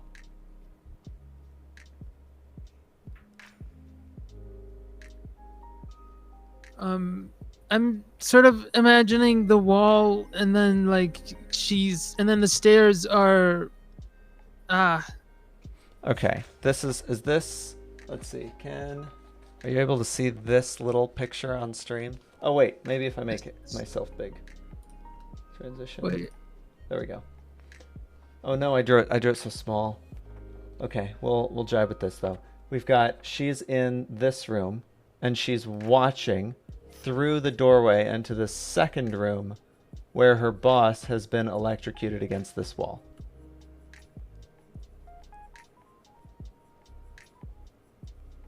That would work. Yeah. Is that sort of what we're picturing, maybe? Yeah. Okay. Yeah. So Keller heard a thud on the wall through the doorway to the basement. And we could say, is she in the basement or is she in the other room? She's in the basement. She's in the basement. Okay. So Keller heard and what is the other room? That's wait. Is it like a boiler room?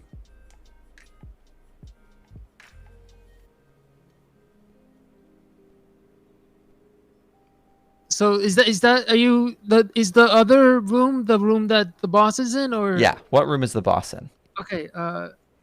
That's like adjacent to the office. Oh, there's stairs between, and you mentioned stairs. There's stairs between the room that the boss is in and the basement.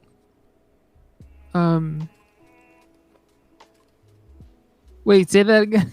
I'm sorry, my listening skills aren't that great. No, you're good. The doorway between we've got Kella's in the basement and she's watching through the doorway as the boss gets electrocuted.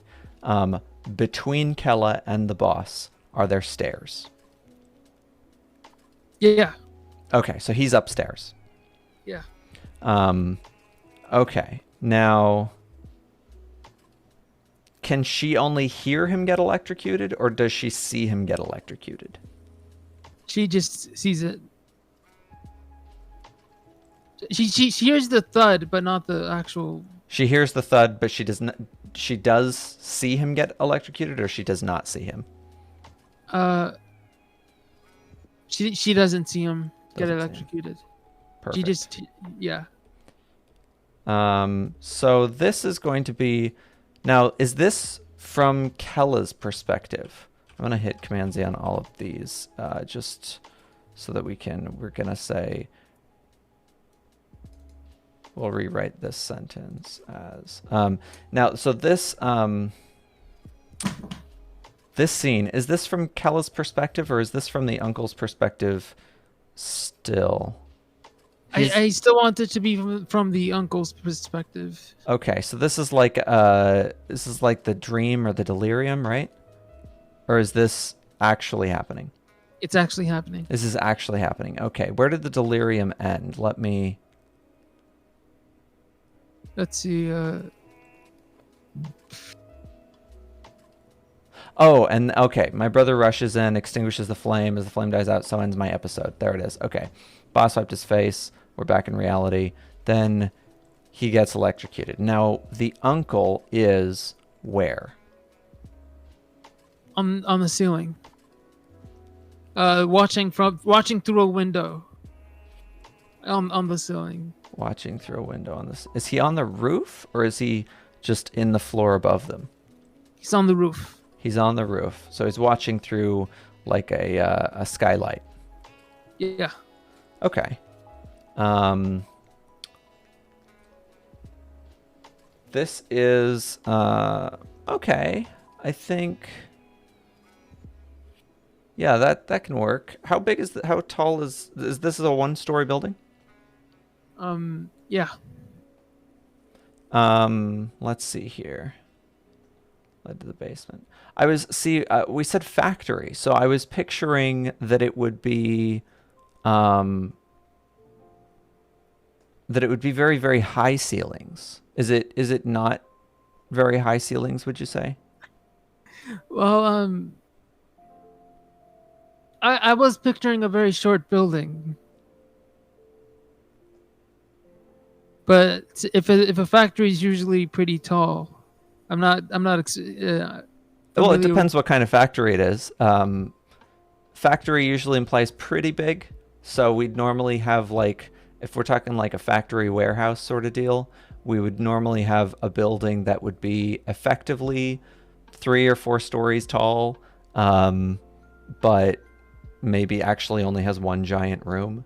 Like they tend to have very, very high roofs for the machines that they have in them, but it depends on what machines they have in them. They may not need.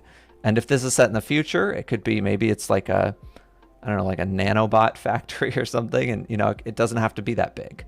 But that is something to think about. That what kind of factory this is going to determine whether or not our scene construction is like makes sense. If he can watch from the ceiling physically through the window in the ceiling, or if the people would be too small, or he wouldn't be able to see what's going on and describe it this well. I'm starting to think I could have it so that there's like like there's the first story of the building, and then the second is like uh there's a space where the first story, like I'm having trouble describing this. Like an observation deck. Wait, I've never heard of that. Like a little deck that's raised above the first floor where they can watch everybody work. Uh, Is that what you're thinking of? I'm not sure.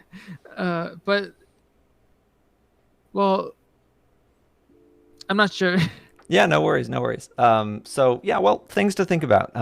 Where is the uncle? How is he seeing this?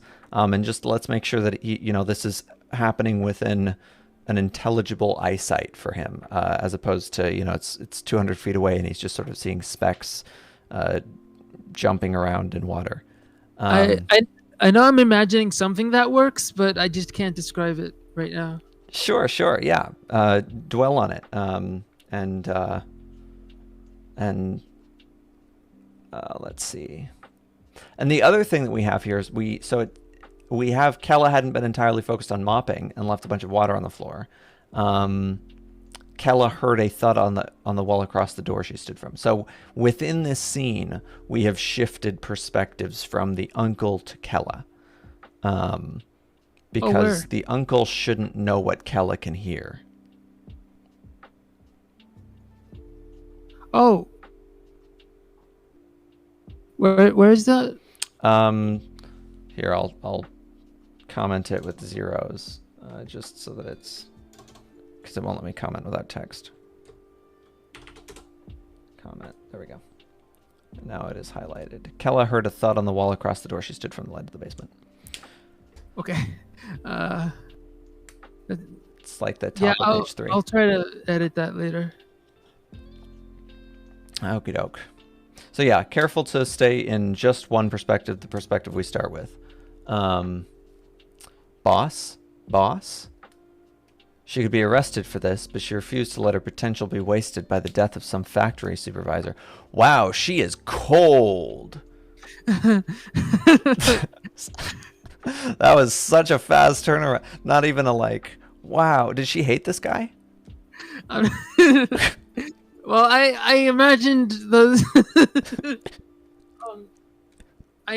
When I wrote this, I was imagining my last boss. So, we have a revenge plot on the books here. So yeah. Has Kella killed people before? Real question. No.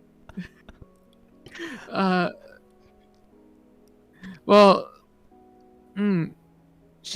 does have very strong feelings about like reaching the top Uh, and like not letting anything get in the way of that. very strong feelings about that.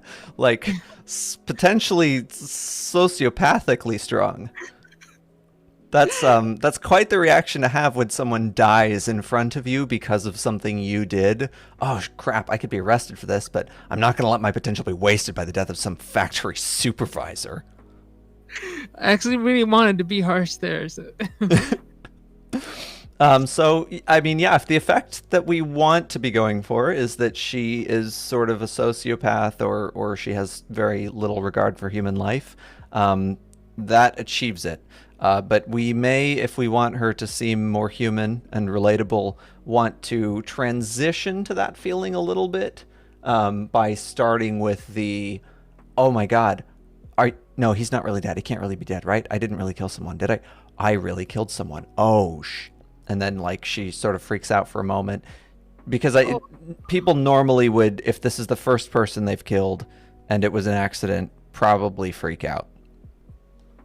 This was actually the part where I wanted to go to a flashback where she's like where like most of the imagery and like the experience is defined by her, and like it's just I'm having trouble. Yeah. So she just the flashback is like unique to her. Okay. So you mean that it's a flashback of real events, but it's very perspectival. She's got a lens for it, and it's very like strong. Yeah. And also it's very scary to her because of the moment that she's in right now, that she killed someone and then like she goes into like a PTSD sort of episode. Yeah. That can work. Let's see. I would recommend let's hold off on I'll make a note here and we'll talk about this when we at the end about the flashback. Give you my thoughts once we get more meat so that I can get a better sense of if that would flow or not. So yeah, let's real quick. I will make a note. This is a very strong reaction. A little scary. Why should I trade the rest of my future with that of a middle-aged, ill-tempered flop? He had his chance. My narrative has yet to be told. Is that she said this? Yeah. Very sudden. Yeah, very sudden. Now, and a little harsh. Middle-aged, ill-tempered flop. That's quite, yeah, very strong. Like, I think there's a way that we can also, if we do want, what's the tone we're going for with this? I guess that's the first question to ask. Is this death scene and her reaction to it? Do we want this to have what kind of feeling do we want the reader to feel when they read her reaction to the boss's death? Do we want them to cheer alongside her, or do we want them to be horrified at her? Do we want the reader to be feel like she's an antagonist or an anti-hero? What are we thinking? Let's see.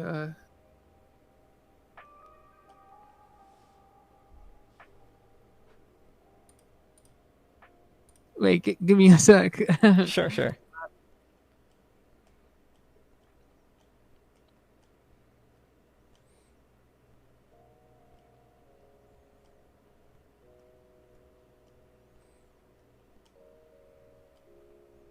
I have an answer, but I'm not sure about it. So so they could think that she's just a little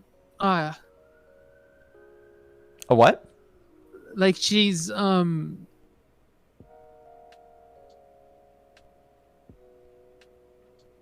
don't know, but I have a word, just frustrated. Is that a good?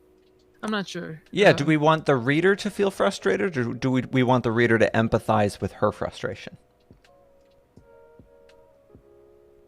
Oh, I was saying that I wanted her to be frustrated. I wanted her to feel, but I didn't answer your question. What I want the reader to feel. So what do I want the reader to feel?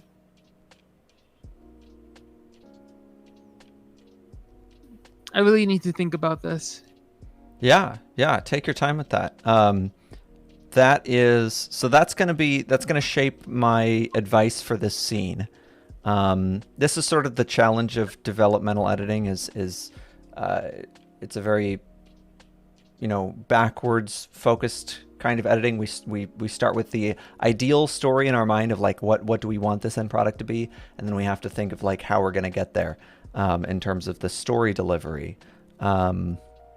The and the answers are they're very fluid. They're not always super clear to us immediately. Unlike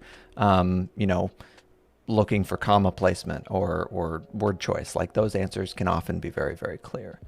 So this will be a developmental process for us. As far as this goes, we've got a couple of, I would say, very striking opportunities to me for a couple of very sharp tones we can have. We could have a comedic tone for this scene. I see a very high potential for a comedic tone for this, that we would expect the main character, if she's not some kind of serial killer or like a hardcore, like, I don't know, John Wick, that she would probably not react this way. We expect her to react nicer than this. Her reacting strongly, we can find funny. We could also find dramatic or striking or horrifying. Those are all like different tones we could have for that. I actually did later in the story. I was planning to wait. I'm gonna post this. Wait, higher in the.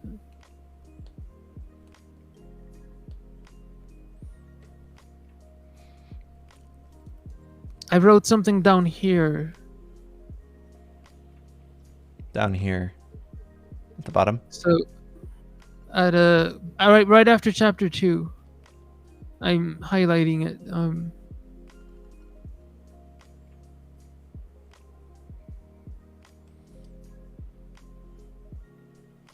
Okay, so I got that. So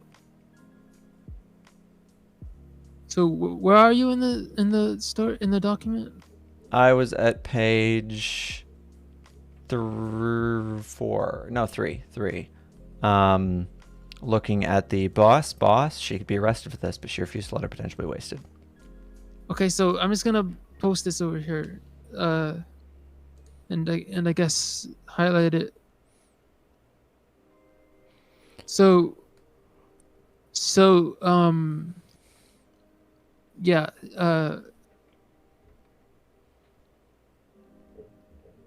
it's a bit. I mean, I think the reason I'm posting this here is that I think it would make sense, like, to have her be this way towards her boss, and then have her be this way towards someone in a jail cell. Okay. So yeah, I mean, we've got a pretty clean slate of options to choose from for why she would like how to make this arc for her character. We want her, if she's to be our main character, the sort of focus of the piece. We want her to be dynamic. We want her to have an arc and change. So we probably want to start with her not being okay with murder, especially if she's going to do it later. Because then we have, like, there's an interesting development there. Like, how does somebody who is so horrified by killing somebody the first time they do it come around to be okay doing it again? I think that's probably the easiest way to handle that. I think, yeah. So the easiest way to handle this, in order, if we don't want to be doing like anything super experimental or like throwing the reader into oh, is she like a, what's her background for this? Then the easiest way would be to make her a generally empathizable person who reacts negatively to human death. Oh wait, was that unpleasant? Um, what do you mean? Oh, did you like say unpleasant? Because I'm not sure if you said pleasant or unpleasant. No, no. So she should react negatively. She should have a like um, horrified reaction that she's killed someone. Okay. And then she should have to probably come around to thoughts like this. Like this could be the way that she justifies it to try to get over it, so she does, like, she can live with her guilt. Okay. Um.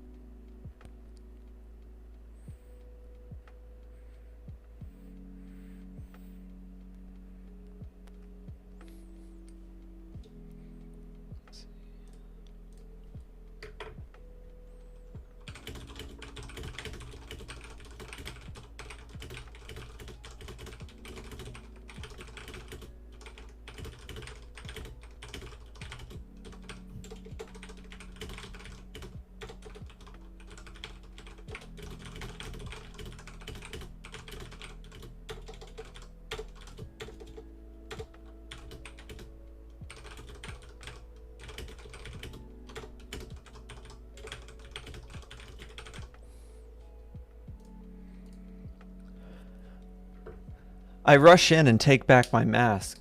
Oh, it's also, generally speaking, dialogue like this can have a very meta impact on the story, that the reader often feels like, oh, narrative has been referenced. We say something like narrative or story or whatever, and or writing or writer, and suddenly like it draws attention to the fact that the reader is reading, and that this is a story. That can have a profound effect if we want it to be like a meta fiction or a metafictional work. But it so far doesn't seem that that's the direction we're taking it in. Of course, this is only chapter one, so would require more of a sample set to know for sure. But generally speaking, I think people don't think of their life in this way. They wouldn't, you know, this would be a little bit, it's a little bit like Shakespearean dramatic, that they would react with the my narrative has yet to be told.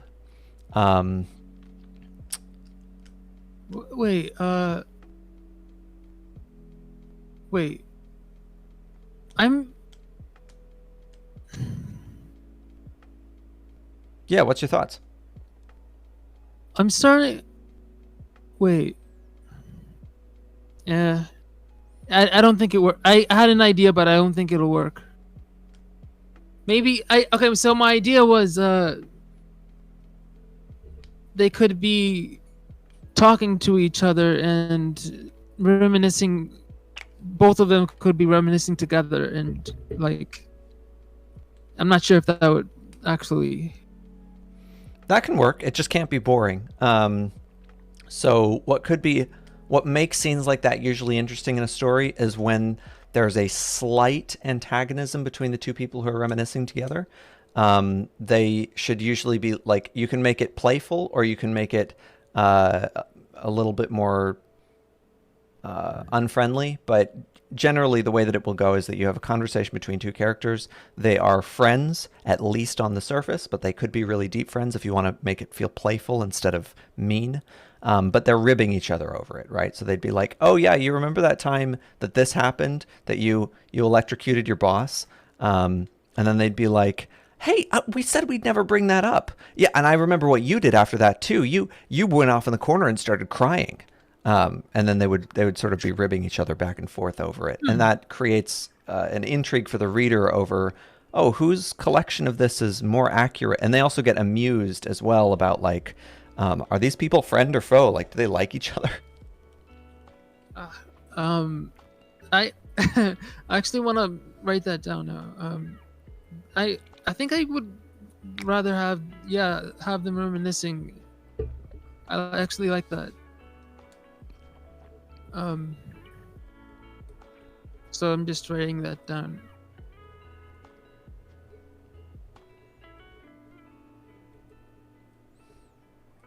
Forgot how to spell reminiscing. Okay, I got it. But I okay, so I'm gonna have I'd have to be kind of creative with this. So, uh, but I love that chance to just exercise my creative powers.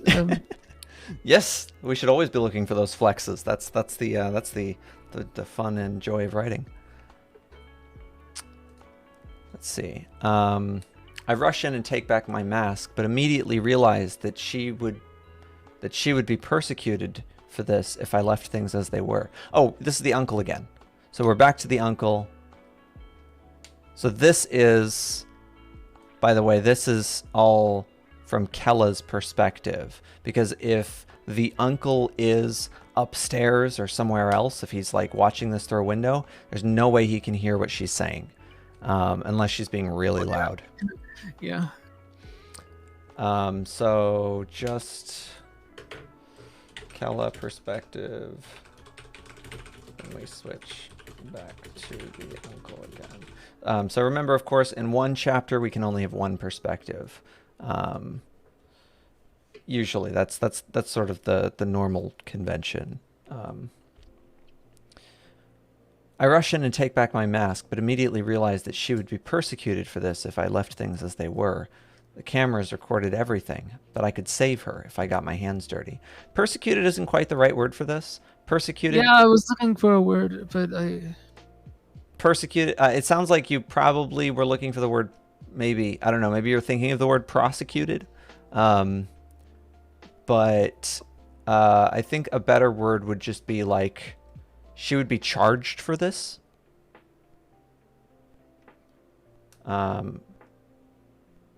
Yeah, charged is probably the best word if we're talking about like legal, like she'll be charged with a crime. Okay.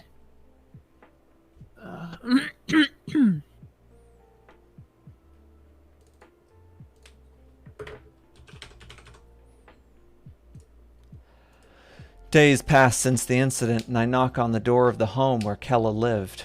Her parents answer. Hello, I'm with the police. Detective Real. I'd like to speak to Kella in private. Nothing big, I'd just like to ask a few questions. I walk into the home guided by Kella's parents into her room on the second floor. Her parents, they're very compliant. Are they, we don't have much information on them. But that's something to think about. It sort of, question is,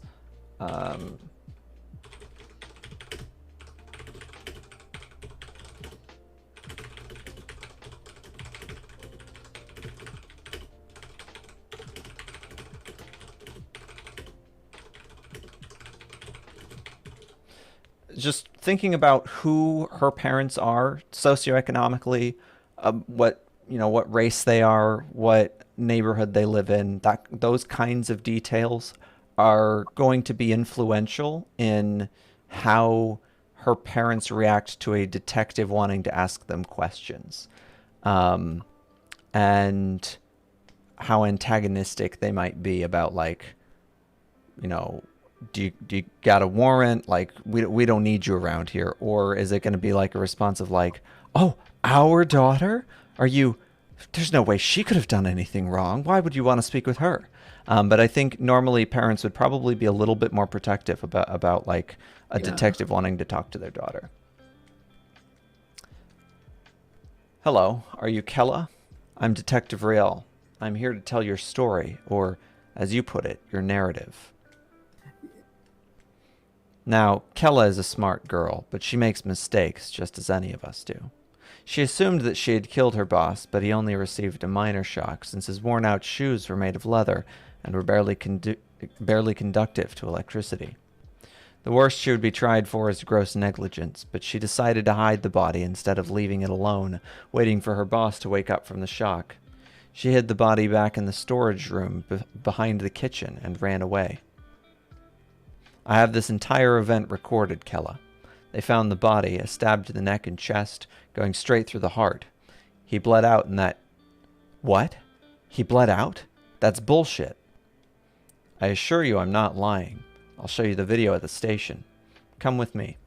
Unless you'd like some time alone before we take you in. You have half an hour. Wait. Let me open the door for you. Manners and all that.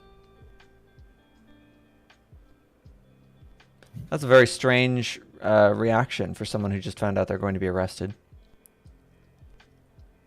Oh, well, I think the rest of it explains it, but Sure, yeah, we'll keep going.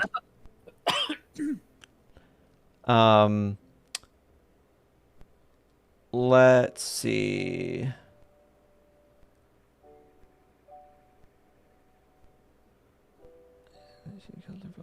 So we're being informed. Hey, how's it going, Bigfoot?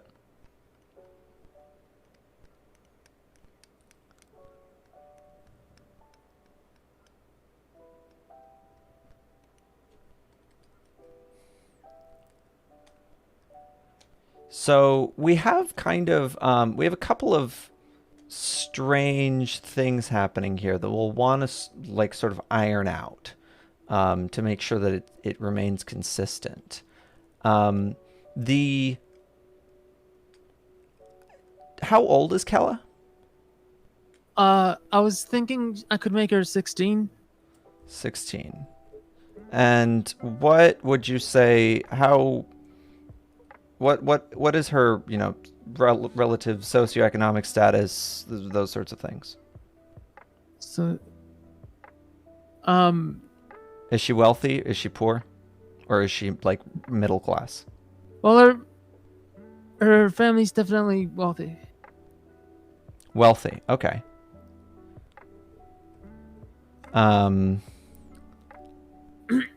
You are cool as heck, Bigfoot. That is... Wow, you're such a master of the streams that you're both on one and in one. Streamception. Am I talking to the streamer or the viewer? I've watched too much Community lately. Okay. So 16, wealthy parents. Is she white? Yeah.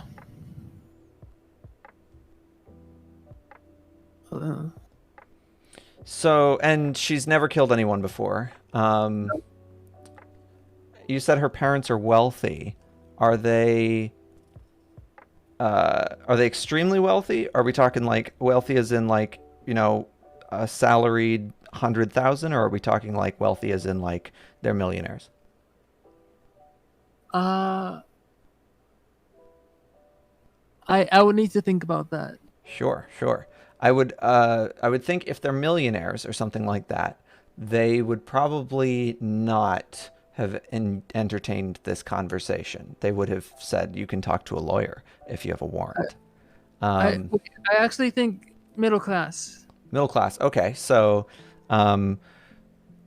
they probably aren't very well educated, it seems. If that's not their reaction, like, and by well educated, I just mean it doesn't seem like they probably went to college, or if they did, not for very long. And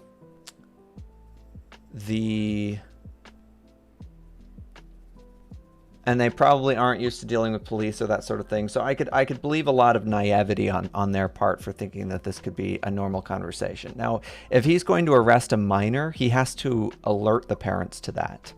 He said he was just there to ask her some questions, and then he told Kella directly that he's going to arrest her, or he implied it. I'm going to show you the video at the station. He would have had to have told the parents if... I wanted to make it a bit I wanted to sort of, I guess, imply that that he's trying to keep it a secret from everyone else, that he's trying to get her into a bit of trouble. Trying to keep it a secret. Okay. Yeah, so he's trying to like blackmail her or extort her. Yeah, he's starting to use her as a scapegoat. Yeah. So that when when Rial kills his brother, that's what he's trying to do here.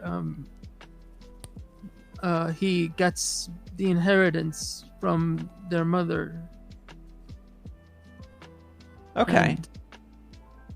And,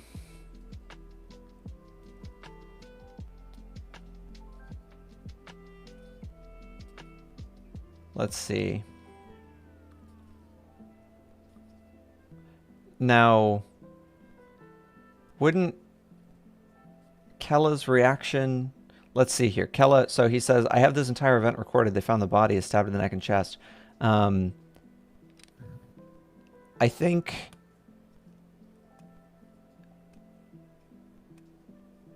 Yeah, because she is saying, what, he bled out. Like, that's bullshit because she thought he died of electrical shock. I think she may also want to declare her innocence here. Yeah. Be like, I didn't stab him. What are you talking about? He was dead when I threw him in the bin.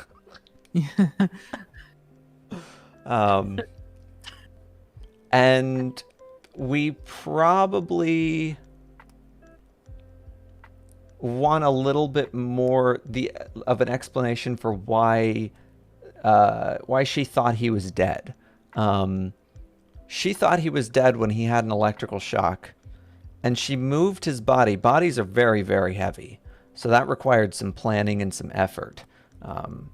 And there's like a lot of time that passes. If he was just knocked out from a minor shock, at some point he would have woken up in this process of her like moving the body. Yeah, I also thought of like having his head just knock on the wall and like knocking, having that occurrence just knock him out further. Perfect. So you could, yeah, maybe as she comes up, she saw that he was electrocuted, and we can make some remark about there was blood on the wall and on his head, from where his head hit the wall or something like that. And he was just, yeah, and then he was just breathing too shallow for her to tell. Maybe she also was like really bad at feeling for heartbeats for some reason. Or just, I guess, didn't think to, just saw the blood maybe and freaked out too much, and maybe the uncle was... I think we could also... there might be... Oh, but crap, we don't want... This is Kella's uncle, right? Yeah. Why is he trying to set up his niece? Well, I need to...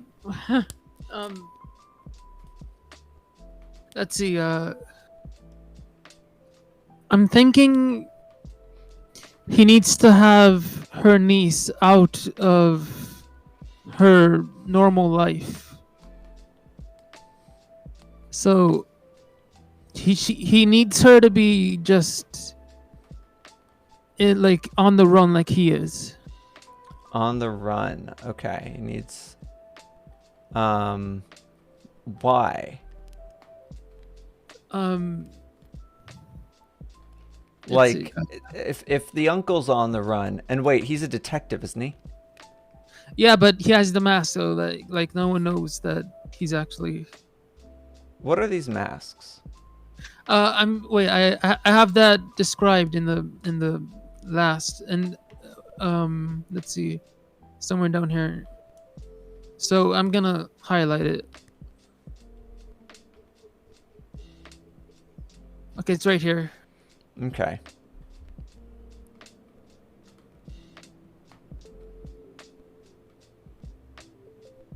Oh, I see. Okay.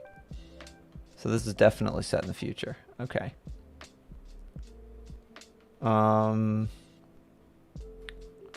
why did... So these are going to be some things to think about. How did she get a hold of this mask? Why does she have one? Let's see. So, Are they uh, commercially available? uh, well, she has one because while the detective was trying to escape the room, he accidentally dropped it again. He was trying to escape the room where he murdered his brother. No, let's see.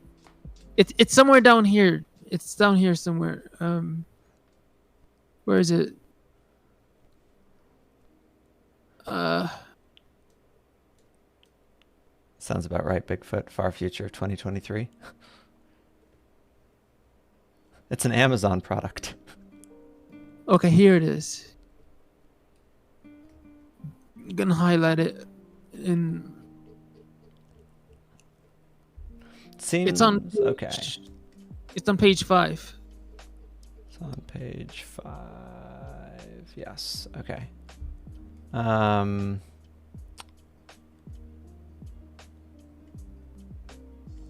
That's where that happens. Oh, and then she gets the mask. Oh, I see. So he had the mask originally. Is this a mask for law enforcement? Why does he have this mask? Um, I was thinking he could be a former agent of the of the from the FBI or something, but I still don't have that fleshed out. Yeah. So let's put some thought into that'll be another thing that we'll want to develop is how did he acquire this mask? Because it may need to be justified in their world a little bit. When we think about like how we want to know how common these masks are. If anyone can get a hold of these masks, then we've got quite the crisis of identity. It seems like these masks would quickly become illegal because we'd have identity theft just like rampant. Unless maybe they're only legal for very specific purposes, people who work in very specific jobs, or they were invented by criminals and they were made on the black market for other criminals and they're sold at very, very high prices. That's actually exactly what I was thinking. Like they were just like he got it from a seller that is illegally distributing them. Perfect. And maybe things like these, it's very common. You can always lean into this trope. There are certain tropes that I do advise leaning into just because it simplifies our storytelling. It gives us like heuristics to be able to fall back on so that we can work on developing the things that like matter more to the reader's experience. In this case, it could be something that was like, it was developed by the government for espionage, and then it ends up on the black market when like enemies get a hold of it or whatever.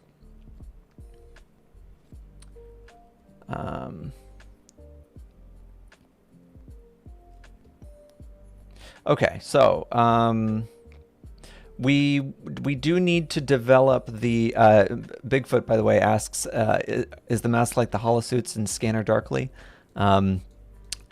It doesn't quite sound like it, maybe. I don't know. Were the holosuits developed on the who developed the holosuits? I don't quite remember that. That's a good reference though, as far as something to check out. Have you read A Scanner Darkly, Raving?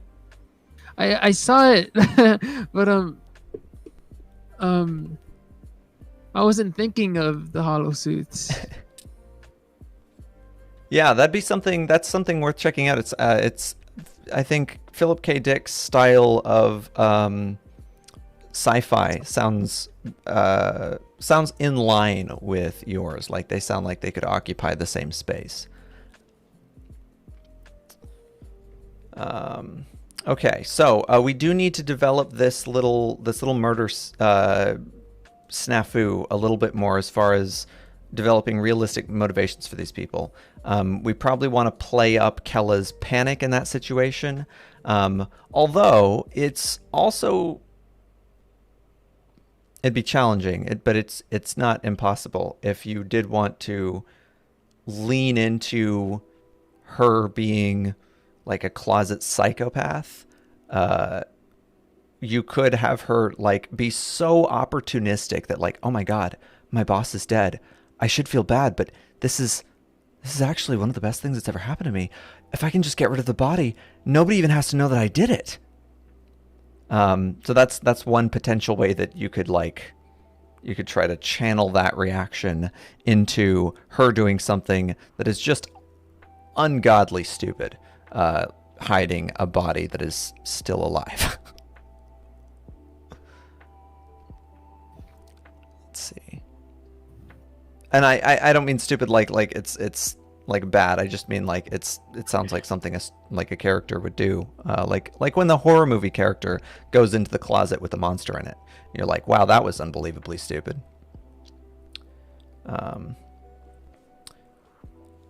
I have this entire event recorded. The body is stabbed in the neck. Yeah, right. Let's see. I assure you I'm not lying. I'll shoot the video at the station. Right. And so he's going to bring her in. She's a minor, so have to notify the parents here. This is going to be something that probably would not change in the future. Very unlikely to change that you could try minors so easily. So we do want the parents probably in this scene, or to there to be like more of a role for them in this scene.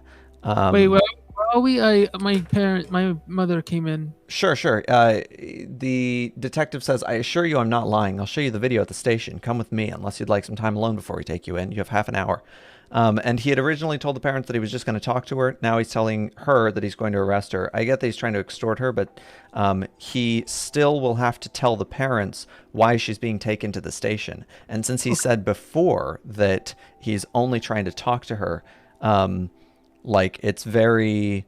They're going to be like, you lied to us. You came to arrest her.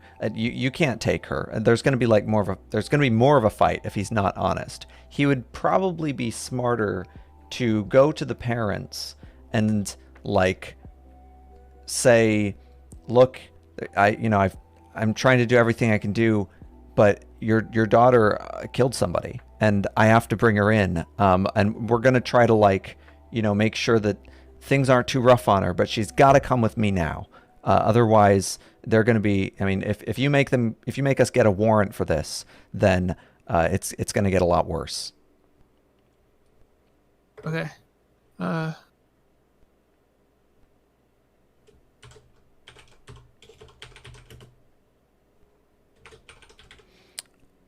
Bigfoot asks, what state is this in? And I do think we've sort of, we're not totally sure, but it's in North America is what we are confident of.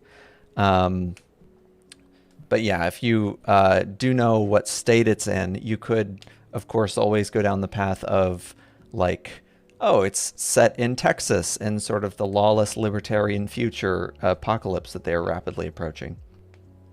And then the detective can just act like he can do whatever he wants because he knows that that's one way you could take it if you wanted to get a little bit political with it. But I don't think that's quite where the story looks like it's going, so I wouldn't necessarily recommend inserting any political motives if you don't have to.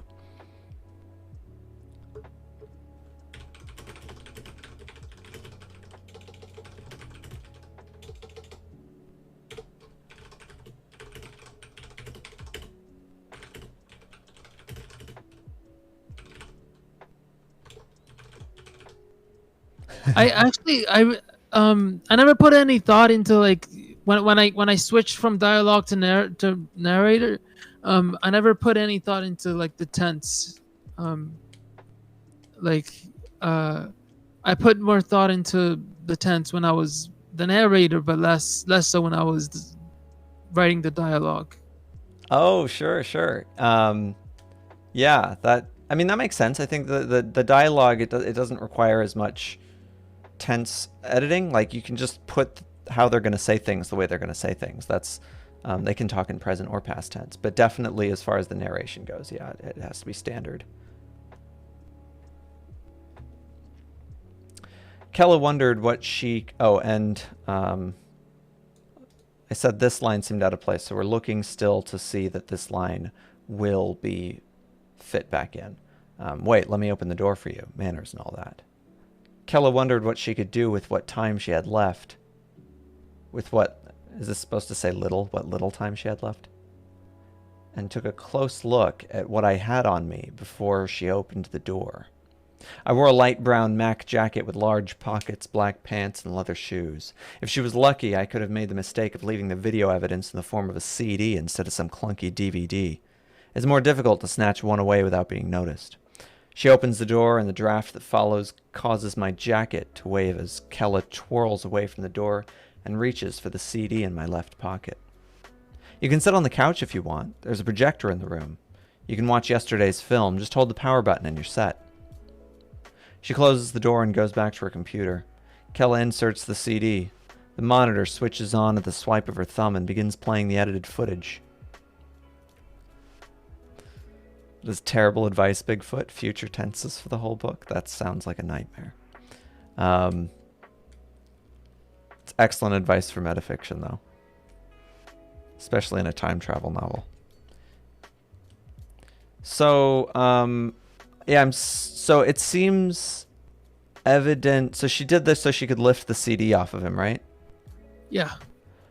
I think we can still do it smoother. Her reaction's a little too perfect, I guess. It's a little, it's too quick. It's too quick, her turnaround from, what, he bled out? That's bullshit. I didn't, and also, of course, she's not going to think she stabbed him. And then he's like, I'm not lying. I'll show you. And also, of course, it's very weird for him to say, I assure you I'm not lying. That's exactly what a person who is lying would say. As opposed to just like, I'll show you the video at the station and you can see for yourself. I think that would be a little bit more, but her wait, let me open the door for you manners and all that is a little too quick on the draw here.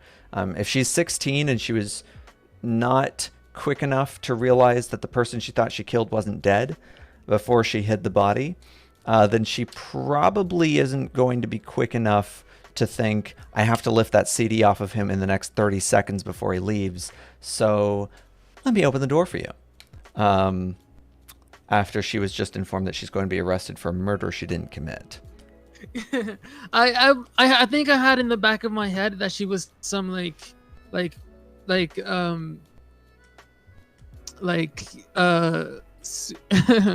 super, like she has some sort of super power, like the ability to just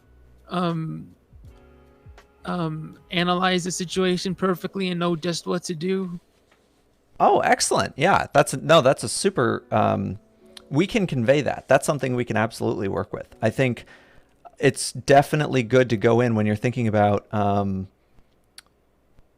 when you're trying to define how your characters are going to react to a set of situations, you want to think about what their strengths and weaknesses are. If her strength is she just knows exactly what she needs to do in a situation, we should try to convey that to the reader early on so that this doesn't seem out of place. So earlier in this, we want to be saying we want to show an example of how she just reacts perfectly to a situation. She could schmooze an investor in the factory or something, or she's not that high up a worker, is she? She works for her boss in the factory. When we were mentioning the renovations, where was that?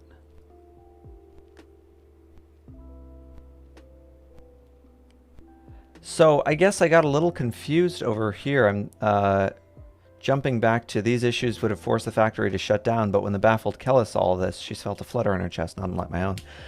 I thought Kella owned the factory. Oh no, well, but she just works there, right? Yeah, she just works there.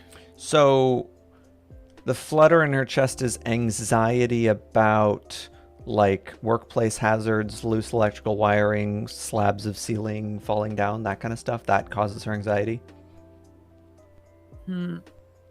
It's just like I didn't think of it as anxiety. I thought of it as chaos that she could like mold and like bring back together into order. Chaos that she could mold and need a little more to go on. What are we You saw the building as like the physical things around her as chaos that she. Because what we're describing here is as if the moths had found her flame. She was the flicker of candlelight at the mercy of their flight that proved its light brighter when antagonized. Um, we are setting up that the moths, the sources of her anxiety and fear, are coming in. They're closing in on her flame, but she's going to fight back. Yeah. And we're doing that in the context of specifically describing how dilapidated this building is. So does the condition of the factory have any bearing on Kella's anxieties and fears? Well, it reminds her of the time when she was with her uncle in the den, in the moth's den. Ah, I see. Okay. I think what we want to do for that then is that was not quite as clear for me. I think what we want to do for that is we may want to separate the Moth's Den flashback into its own section. Was that the prologue bit that you were talking about before when you said that somebody recommended doing a prologue? Wait 1 sec. I need to remember. Oh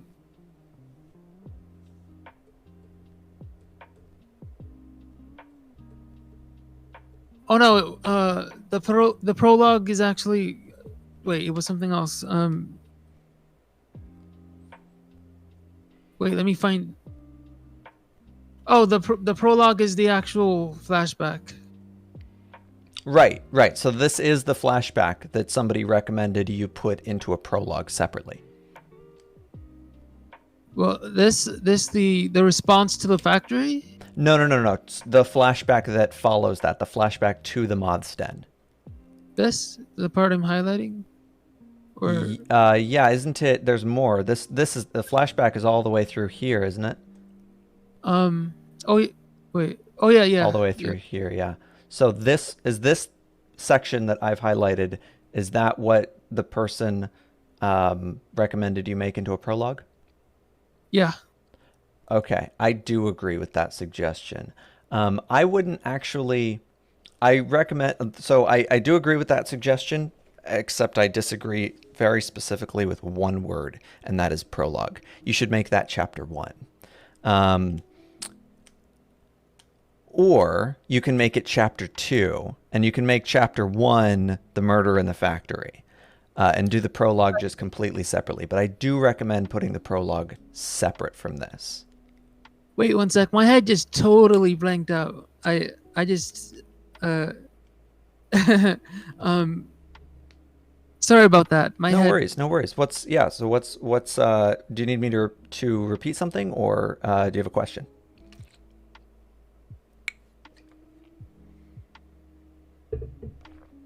No, this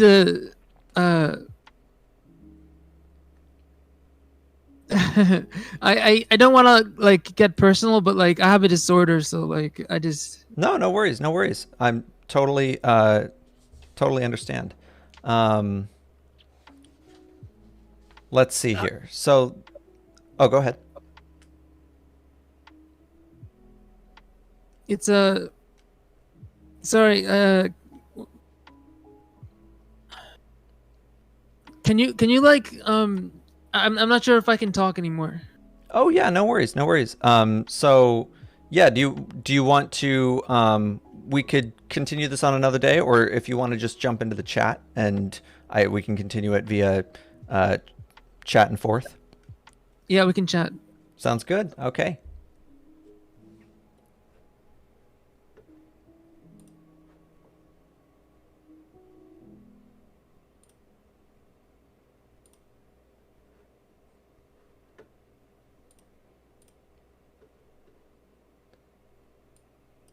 Yeah, no worries at all. I hope everything's okay. I definitely know that I need to hang up on the lobby, and I always forget how to do that. There we go.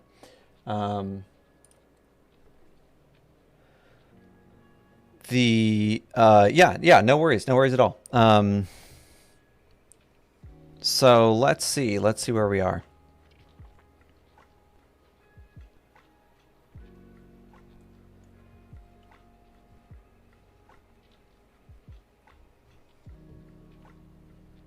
So yeah, I do agree with that initial feedback you'd received before.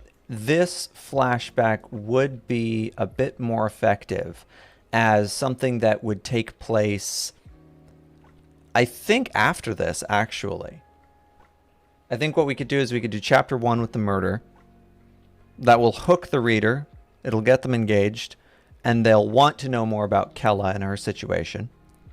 And then we throw this flashback into chapter 2. And we can get some background on Kella to better understand where she's coming from. And why she has this attachment to her uncle. The attachment to her uncle is something that could use a little bit more tenderness, I think, from the uncle's POV.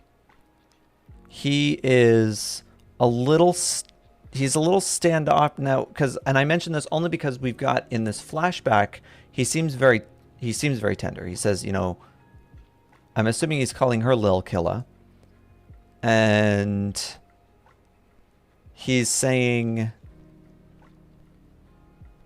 Lil One. So that feels very tender.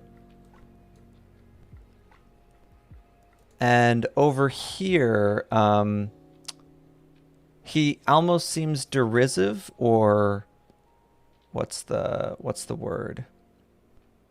Disdainful of her, where he says, now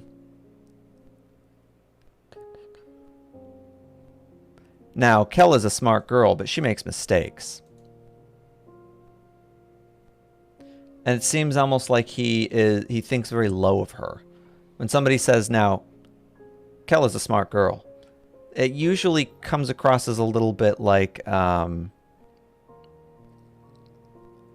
little mean.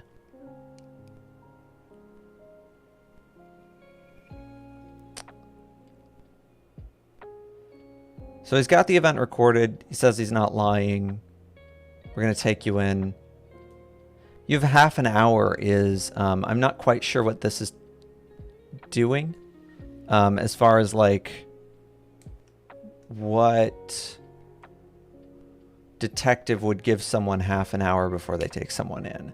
I guess that could be like, I think actually this is probably the perfect place for her parents to be in this conversation.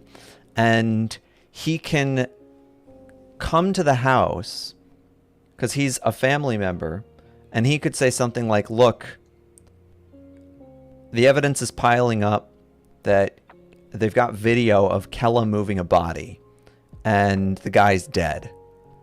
We know she did it. We've got to come clean with this, and we can be really light on the sentence. Now, they're going to come for her in probably an hour or so. I asked them if we could hold off a little bit more so you guys can have more time to talk about this. Call your lawyers if you need to. But they're going to come to bring her in the station in an hour or in 30 minutes.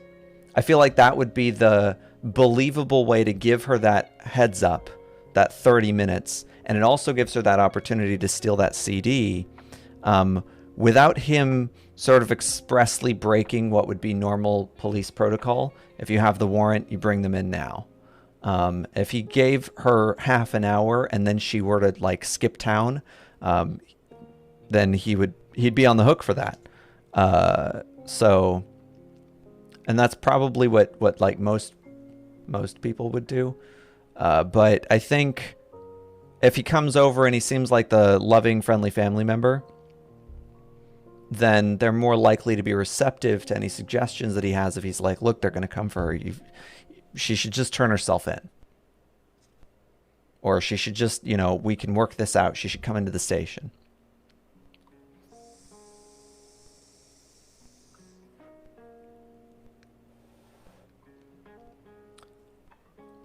You described things really, really well. And I think I want to pause to acknowledge that. I think We've got very like rough imagery. It's rough around the edges a bit. Like it's simple in a very so I let's see. I don't know. I'm looking at like the imagery that we're conveying. It all fits together. It fits together very nicely. It has a cohesive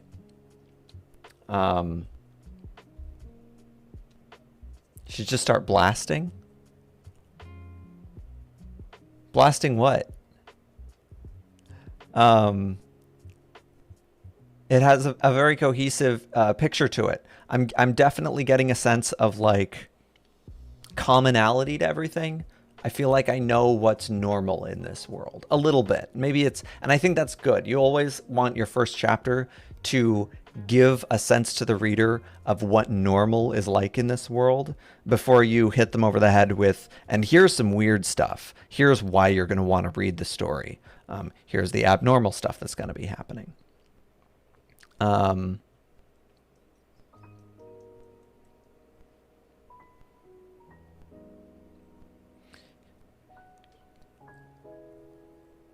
Kella knew what she was doing. The footage was made to look as though the body had been dragged out of view of the cameras, that a route had been taken just to avoid being caught. But, having worked there for at least a year, I know that's impossible. The murderer would have to block the flow of blood as they carried it to the bin and edited out all the footage of themselves as they did so, all while maintaining innocence after the fact, because my story dictates that all I did was electrocute the guy. But how would they know he bled out? They'd have to be in a position of authority to get my story across, while keeping that information private to a certain group of people. Let me see if he forgot to empty his bin. She said this all out loud, and I see that she should just start blasting at everything and the issues will disappear. Yeah, well, that's the case with every story, right? Every story could be Rambo if Rambo was in it. The main problem that we have, so I see the problem that you ran into before, and that is that you were trying to give like what's going on in Kella's mind while allowing it to remain in that first person perspective from the uncle. But we still are having this scene. This is a third person scene because the uncle's not in this scene, right?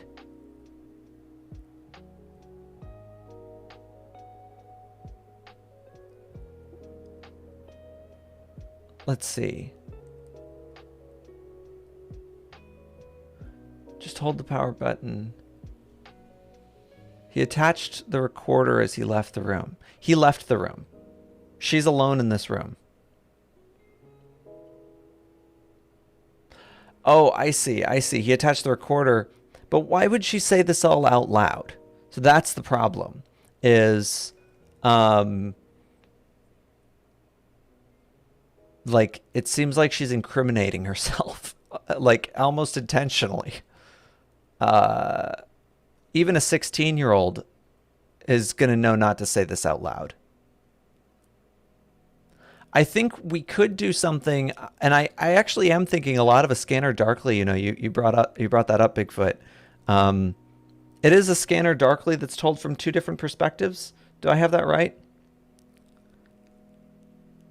She's got like the Midoriya disorder, where like in My Hero Academia, if you've ever seen that show, like Midoriya can't help but just like anytime he sees something that he's going to analyze, he immediately like pulls out his notebook and just starts like ranting to himself. He's like, but then if she actually had this power and then she used this in the fight but no, actually if I thought about his costume design was actually more like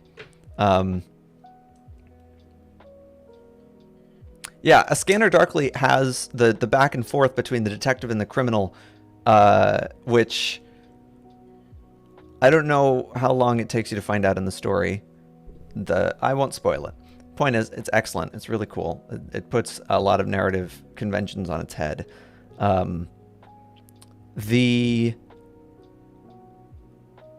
It's worth. Oh, you said you saw the movie, I think, actually. So The book is worth a read, especially for this, I think. This definitely has a Scanner Darkly vibe. My suggestion would be that we have alternating chapters between Kella and the uncle, and we can, it sounds like we're trying to set up a bit of a like cat and mouse game, right? Like we're trying to set up a, oh, who's gonna end up on top? Maybe she outsmarts him. She's actually like really good in different situations.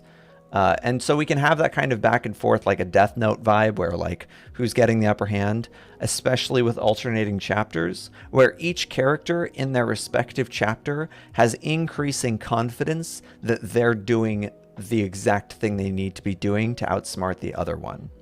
And that hubris needs to be built up confidently for both characters and effectively for them, but to such a degree that one of them, you know, is being super overconfident. One of them is making some serious mistakes. One of them has too much pride. In this case, this can be internal dialogue, narrative dialogue for Kella from the third person. And I think it would be a lot better in her own chapter. And this would be the point where, like, we had the murder before. Could even do the murder from the uncle's perspective if he's watching it. And then we shift to her perspective as she's watching this footage. And shifting to her perspective, she can be thinking about all the ways she's trying to outsmart her uncle. Or maybe she's not trying to outsmart her uncle, but she's trying to outsmart this, you know, private cabal certain group of people, or whoever she thinks the enemy is. I burst into the room with a gun in hand. What room did she burst into? Because she's alone in this room. And also, where did she get the gun?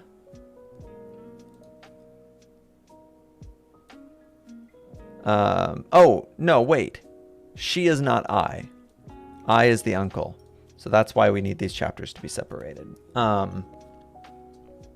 I burst into the room with a gun in hand. Right, you got it. My bad. I burst into the room with a gun in hand. Why did he burst in with a gun in hand? That seems like an overreaction. Like, his niece isn't armed and she's just at a computer. So it seems like an unnecessary threat to be pulling your firearm out.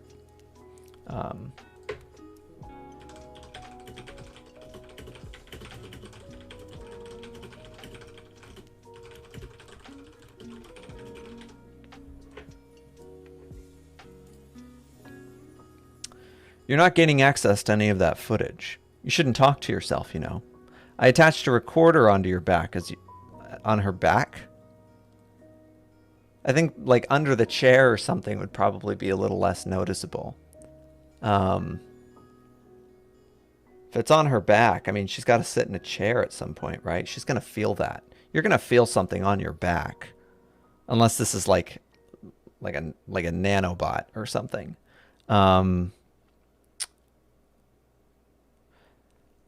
I attached a recorder under your back as you stole my CD. I know how clever you can be. See, I'm always in your head, Kella. I knew you hated that job. You want something more for yourself, and I feel empathy for you. I wasn't going to let them throw you in jail forever, which is why I was going to bust you out myself. I need someone like you in my life, Kella. Because we have one thing in common. We both have someone coming after us. Now, I have a proposal.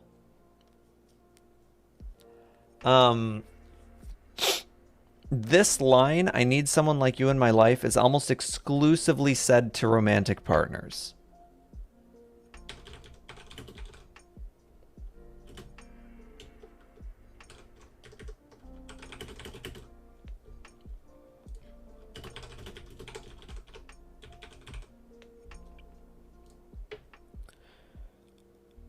Oh my goodness. That's annoying. Sorry to hear that, Bigfoot.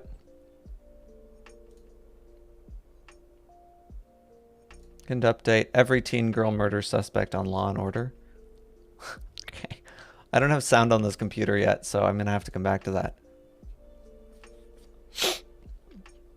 Um, oh, I forgot too. I need to listen to that Lil Wayne album. Lil Wayne.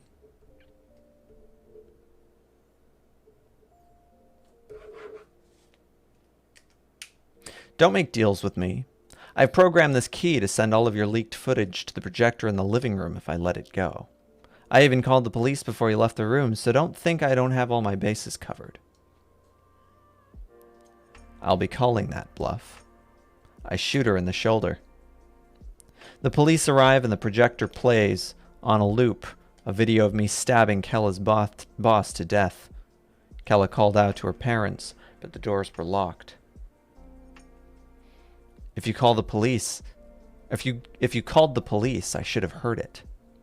There's a button on my keyboard that calls them and plays a pre-recorded message. I've caught you.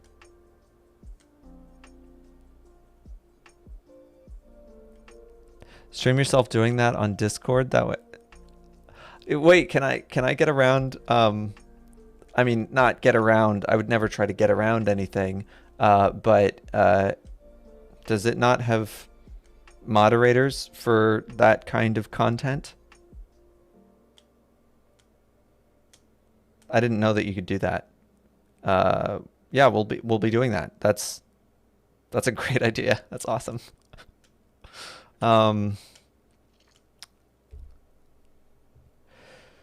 So this is some very advanced computer skills she's got, and they weren't established in the plot, so we couldn't know that she could do this.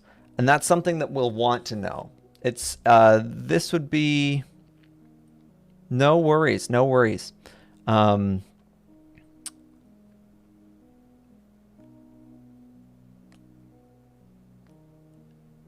This would be something we'd want to build up to, her computer skills. And because she has, in the span of, you know, what is this? In the span of minutes, while a video's playing, she has programmed a key to send all of this footage to a projector in the living room. She was not only watching a video while talking to herself, and in the span of her saying those words, which took me about 15 seconds. So if she was speaking for 15 seconds, maybe 30 seconds, she had 30 seconds to program this key to do this before he burst in the room with his gun. So it's a little too fast. Now, we could, I mean, maybe she's very, very advanced with her computer use, which we can build into her character. But this is a prodigious, she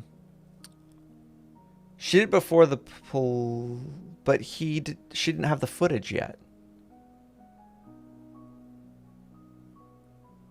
Wait a minute, let's see this.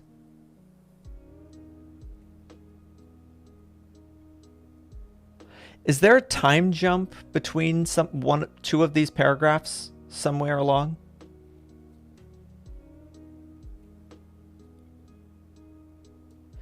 It looks like you can sit on the couch if you want. Reaches for the CD in my left pocket. Kella wondered what she could do at the time she had left.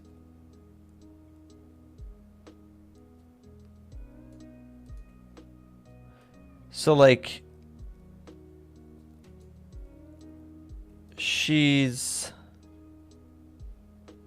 I'm a little confused about the role of this projector in the other room. You highlighted in orange.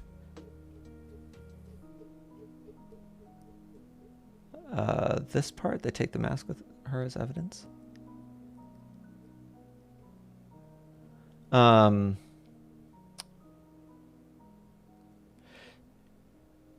She's still, yeah, these are very, very, even if it's 30 minutes though, 30 minutes, she's programmed this key, watched the video. So the time jump could be a little clearer then, I guess. If there was 30 minutes that passed somewhere between two of these paragraphs, we should probably know that a little bit more directly. Um, I'm not quite sure where that would be. She closes the door and goes back to the computer. We could even say for the next half hour, or she immediately started rushing to, rushing to type on the keyboard. The next, she only had 30 minutes, and she would have to, and there was a lot of work to do, or there was a lot of preparation to do. Something like that would help us know that this is what happened in the span of those 30 minutes, that she had done that in 30 minutes. This is a very advanced thing to do for programming. She's programmed a key to send leak footage to the projector to start playing on a projector. Oh, that's so sweet. Appreciate it, buddy. So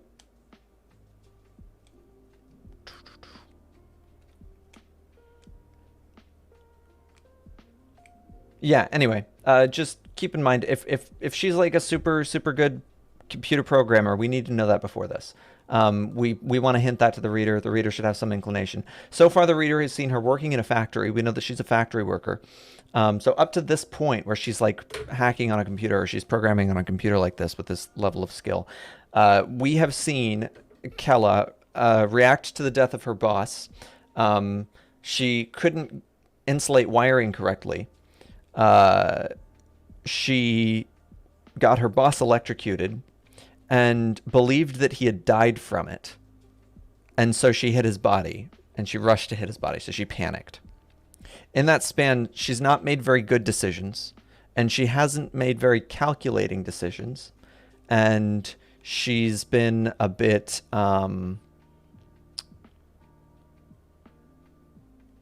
what's the word? She's been a bit like rushed along or something. It doesn't seem like she's been very careful. So here she's being very, very careful and calculating. And it changes the character a bit for us, because the reader's been introduced to this character who accidentally killed somebody because of an accident. And we need to know where this strategizing comes from. Now, I can think of a way that you can like make that work for the story. I think of somebody like Frank Underwood in House of Cards. Frank Underwood in the show, and I'm mostly referring to like seasons 1 and 2, because after that I stopped watching. But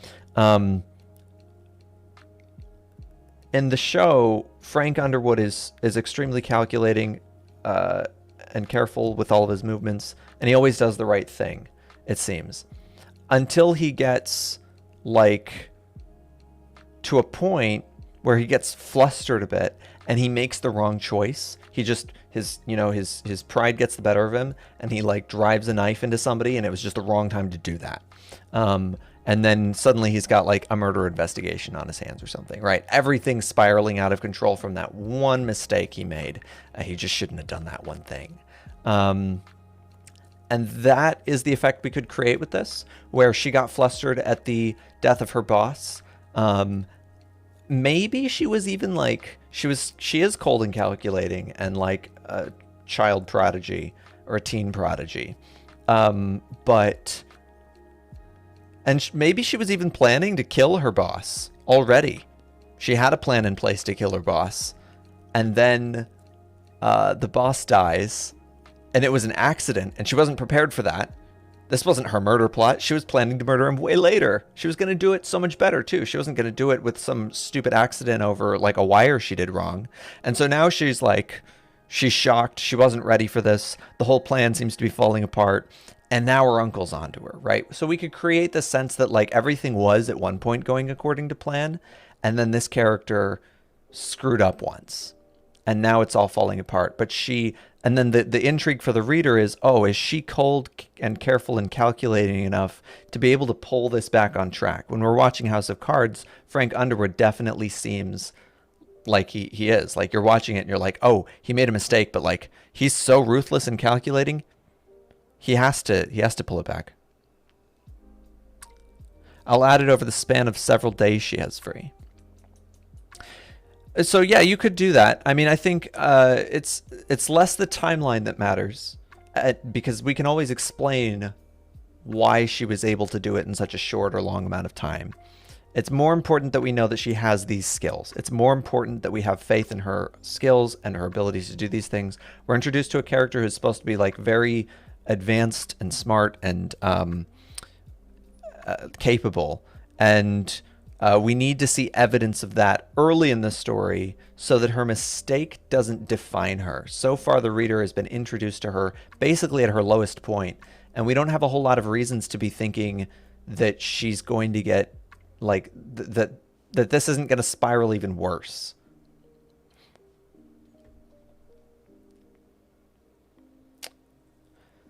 There's a button on my keyboard that calls them and plays a pre-recorded message. I've caught you.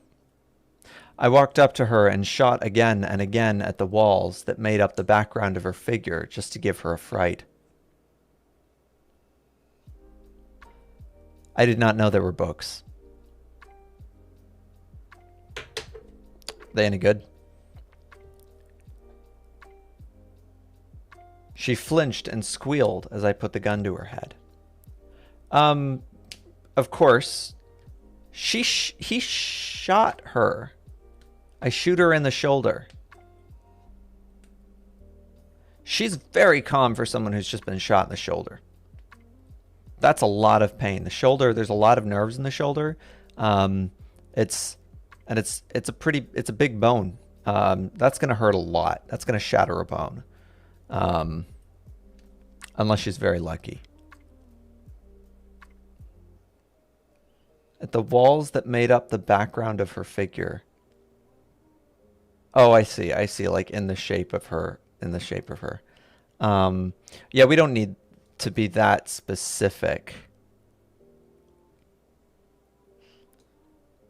Actually, hot take, Bigfoot, the original isn't very good. Sorry.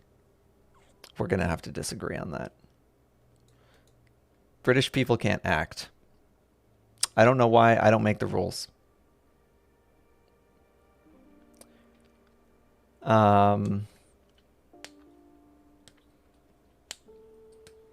And all the British people that can act came to America. So yeah, her reaction, it doesn't seem like one of somebody who's just been shot. There's a button on my keyboard that calls and plays a pre-recorded message. I've caught you. She seems very triumphant, very cold calculating, but she's also been shot in the shoulder. She should be in agonizing pain. There should be yelling and screaming and blood.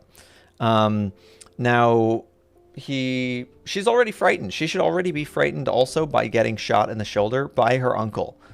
Things escalated very, very quickly here. He is willing to pull a gun on his niece, who has otherwise not really physically threatened her. And it's not entirely clear to me why, like, what he gains by shooting her. If anything, he just incriminates himself further. Because police are going to get there. You know, if his whole thing is, I'm going to frame her, then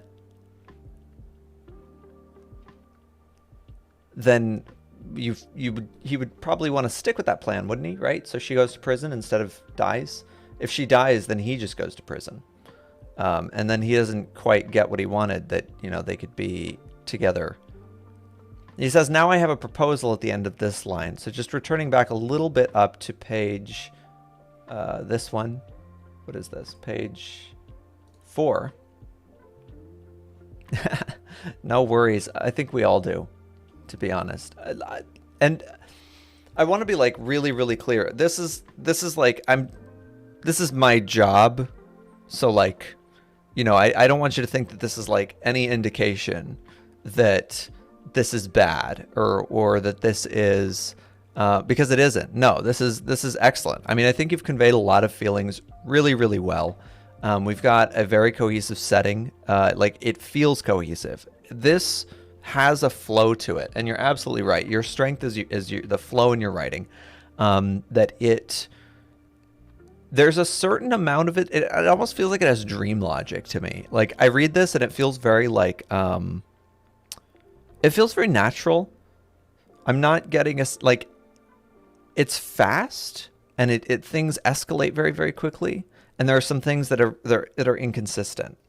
But once we iron out those inconsistencies, then I think it's going to have a very, very strong like backbone to it. I think it'll feel a lot because the other stuff like flow and like making the descriptions engaging, creating that cohesive sense of the world, all of that is work that can't be edited in. This, what we're talking about as far as like we need to, fix up these character motivations or like make their actions a little bit more consistent, all of that can be edited. So this is like the perfect time to be identifying those kinds of like, would things play out this way? And that's one of the reasons that like a lot of my feedback is I give it to you verbally, right? Is I want to try to engage you in the logical process of thinking through these things, of getting used to like questioning any assumptions you make when you're writing something. I come from a philosophy background, and one of the things that philosophy as a field does, it's all about logic, and it's all about like creating good arguments and analyzing things. And so it teaches you a lot about the assumptions that we take for granted, especially when we're writing, that we need to be a lot more mindful of. Being mindful while writing, while being creative, is very difficult. It takes a lot of practice. But that's what allows us to have that self-critique, and that's hopefully what I'm trying to like engage with you in, is trying to get that inner voice as you're writing to go, like, does this make sense? Is that how this would play out? At a certain point, right now we're doing it consciously. We're like imposing these questions on ourselves, and we're saying like, we're questioning it line by line. But at a certain point, it becomes very second nature. You get used to thinking about, yeah, this is how a person would react. You just get used to like knowing once you've created a character, that's what they will be like, and that's how they will react in this situation. And you don't have to be thinking about the hard logic of it so much. You get to like take a step back. But in the earliest drafts, we usually have to like you have the questions in the back of your head and ignore them without knowing. That's that's one way to get through it, right? I think sometimes we have to make some sacrifices to elements of our story while we're writing it, so that we can write it and go back to make it perfect later. So write good, edit perfect. But right now, we write good.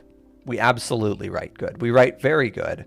Everything that you have done is fixable. I've never, like, this isn't the sort of thing that I look at. I have nightmares as an editor of, like, the nightmare project, the project that I loathe to edit, is something that needs work on flow and style and feel and aesthetics. I hate editing that because I can't make someone be better at that. That's being creative. That's being a good artist. It's like the difference between correcting an artist, a painter, on a brush stroke and being like, well, your brush strokes are a bit rough. You probably want to be gentler with this brush, than like a painter who, or like a painter who wants to make something realistic, right? And we can just identify, oh, your shadows are in the wrong place. Your shadows should be a little bit more to the left. As opposed to a painter who comes in and they're like, I don't really know if I want to do pointillism or if I want to do like a beat poetry. And that's not painting. Exactly. Exactly. A pickle for the knowing one, right? Oh my God. Yeah. I said I would play a horror game at some point, and I wonder if that counts.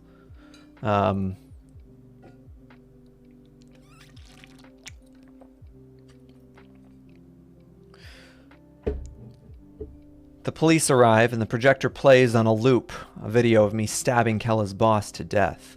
Kella called out to her parents, but the doors were locked.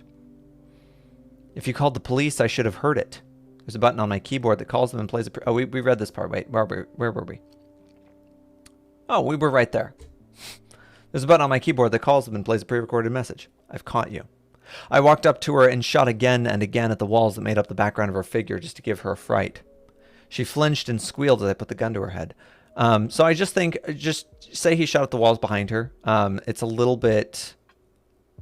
It's a little like this is a place where in action scenes especially we want to be super clear and simple. Readers get lost on action super easily because action's complicated and hard to describe in just words. So we have to be careful that we're saying things in very simple, short sentences, and they want to be direct and punchy. Just describe physical things and say, I walked up to her and shot again and again at the walls behind her to give her a fright. And that way the reader just knows exactly what's happening. It doesn't matter so much if they picture it exactly the way that you want them to. And in fact, there's the fun is to be had in allowing them to picture it as dramatic or as non-dramatic or as comedically or however they're picturing it, the sort of tone that they're importing into this from their own perception of the story. That's some of the fun to be had from the creation of scenes like this, when we can be simple with the actions so that the readers will fill in the descriptions and the impacts of those actions. She flinched and squealed as I put the gun to her head. Tell me how to get out of here. I know you sneak out every night with your friends. The police call me to get information about what might be happening inside the home. They heard the gunshots. I'm negotiating terms with the serial killer. He has hostages and refuses to speak to anyone except me. I suggest you back off until we can agree to terms that would satisfy all of us. So, now you know the police aren't coming until we settle this. I'm going to ask again. How do I get out of here without the police catching me? So he turned back to her here. We probably want to indicate that. Probably want to just add a little small dialogue tag to indicate that he turned back to her.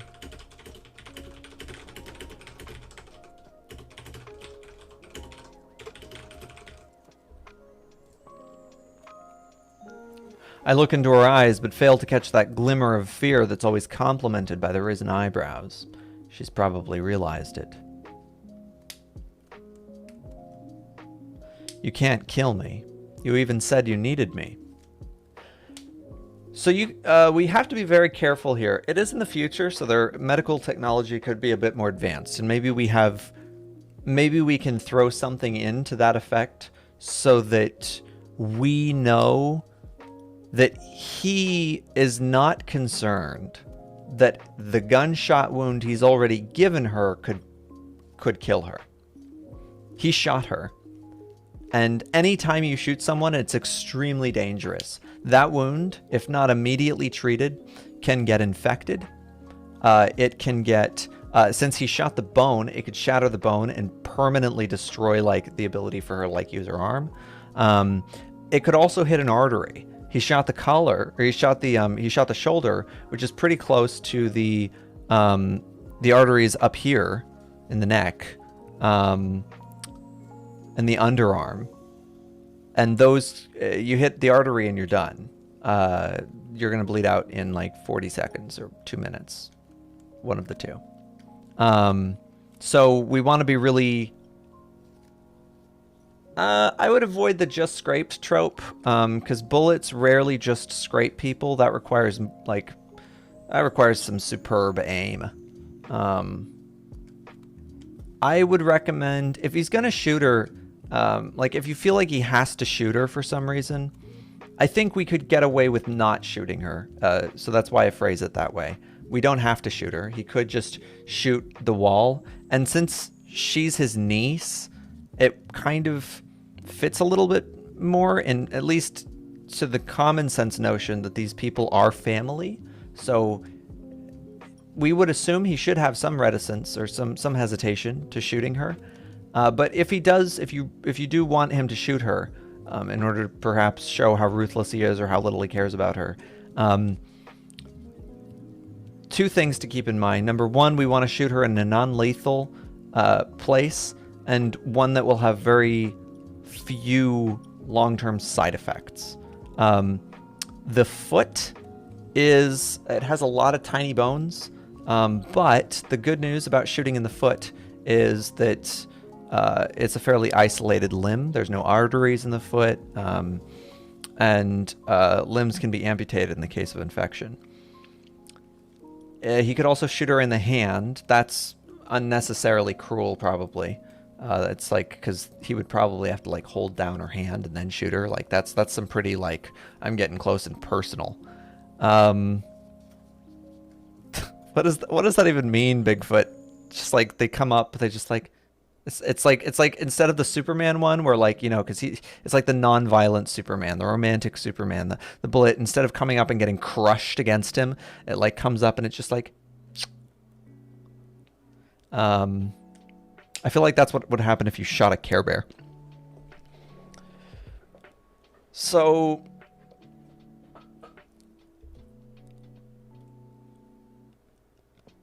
yes, the shooting her part. So he could shoot her in the foot. He could shoot her. You want to avoid the stomach. The stomach is where you've got guts. So if you shoot the intestines and stuff, you're open to tons of infection and sepsis and internal bleeding. You don't want to shoot the chest because that's where the heart and lungs are. Pierce the lungs. And if you hit the heart, of course, dead.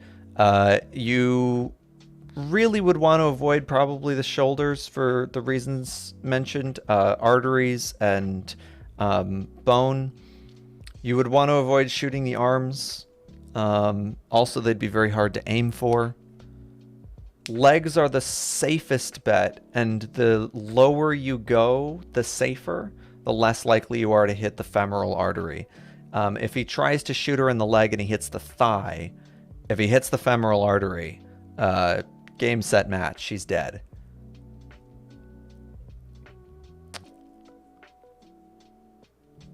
So yeah, if he does have to shoot her, it is also a little bit out of.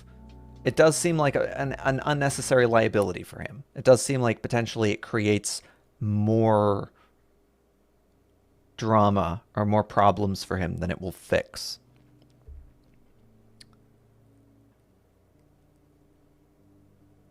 The other thing down here, okay, so he said, I'm negotiating terms with the serial killer. This is a very peculiar sentence to me.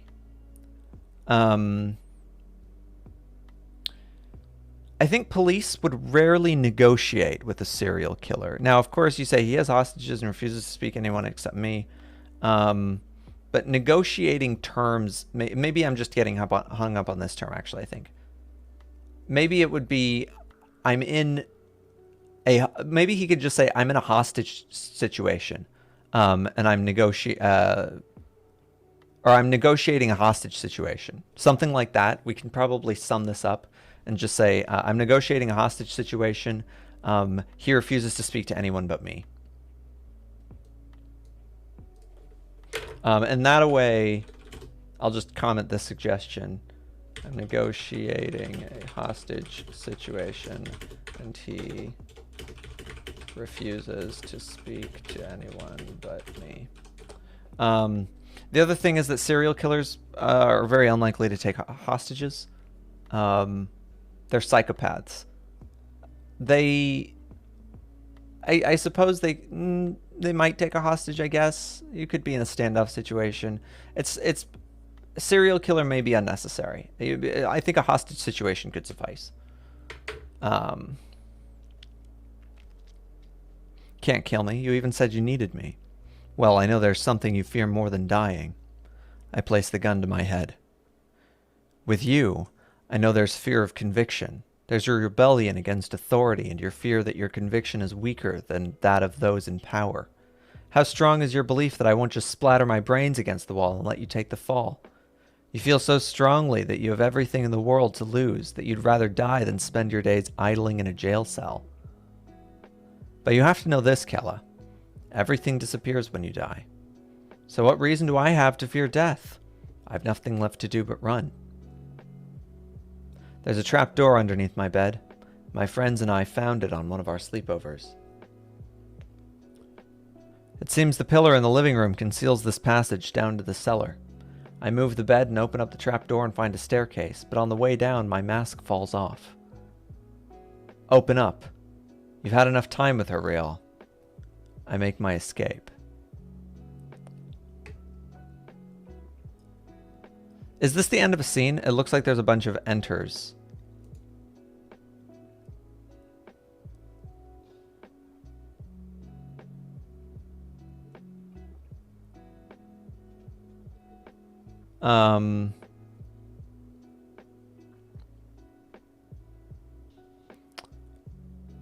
I think we need, so we've got a trapdoor underneath the bed. Oh, I see, I see. We've got a trapdoor underneath the bed, and this is very sudden. It's very sudden and very convenient. Because when he says, I know you sneak out at night, and she says, or I know you sneak out at night with your friends, I think 99% of people will assume, because she's like a teenager and she sneaks out with her friends, she either uses one of the doors in the house, the back door, the front door, the side door, the garage door, or she uses a window to get out. And so trap door comes out of nowhere. The way that we can make it not come out of nowhere and not surprise us in terms of this like development of the setting is by giving us previously when he's at the house, maybe when the uncle comes to her house, describe what kind of house this is. It makes sense if there's a trapdoor, and it's trapdoor. I guess it could be a trapdoor, or maybe like a hatch in the floor would be a trapdoor. Conveys the like to trap people. Which are mostly only ever found really in like old English castles. But if it's just a door, like a door to the cellar, it could be just like a hatch, a floor hatch. And that would take you to, if this is a cellar, a passage to the cellar with a door like this. I'm assuming this is probably some kind of older mansion that she lives in. This has got to be a pretty nice house. Or it could be, I guess, if this is somewhere in the south, this could be like one of those like houses that they used to like help slaves escape, where like it was part of the Underground Railroad sort of thing. The point is, if there's a trap door in her house, or if there's a floor hatch in her house, or secret passage to the cellar, we want a little bit of an explanation, or a little bit of something that can prepare us for that. And the way that we prepare that is by describing her house before in such a way as we make it seem like the kind of house that would have a trap door in it. It's an old manor style that has been, it could, maybe it's been passed down in the family for a long time. Or it's, they bought this house because it's some kind of old mansion, or, but there should be a reason that there would be a trapdoor in the floor that she would discover as opposed to already knowing about it. And it's probably a very old house. That's what I would assume. Most houses nowadays aren't built with trapdoors that are concealed in such a way that people wouldn't be able to know about them when they move in.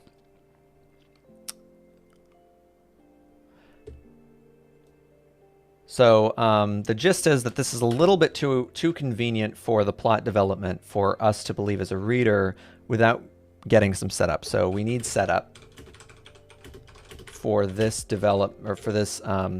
for this development of the setting. for the story. The setting in Kella's house. Let's see. The police break down the door as Kella gets on her knees and screams, tears falling down her face. They wrap a blanket around her and carry her over to the ambulance and treat her injuries. They take the mask with her as evidence, and the recorder I placed on Kella remained on her person as I listened in.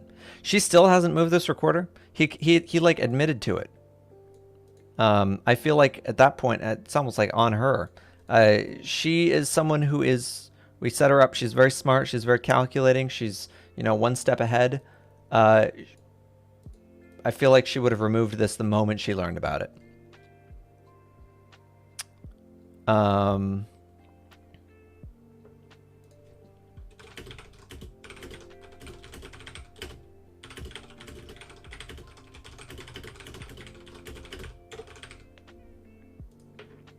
Kella covered her face with her uninjured arm, screaming one word that we were both deathly familiar with. Moths.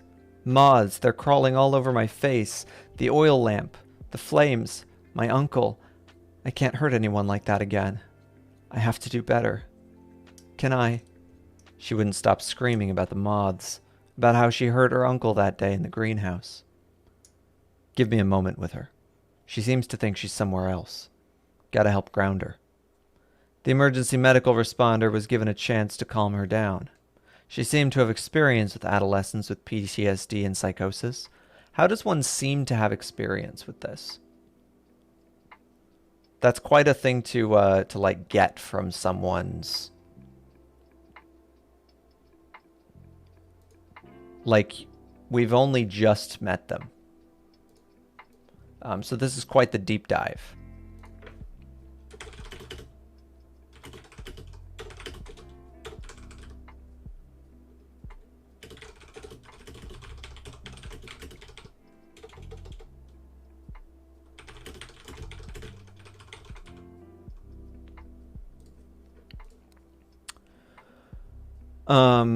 And I also think it's probably unnecessary for them to explain this.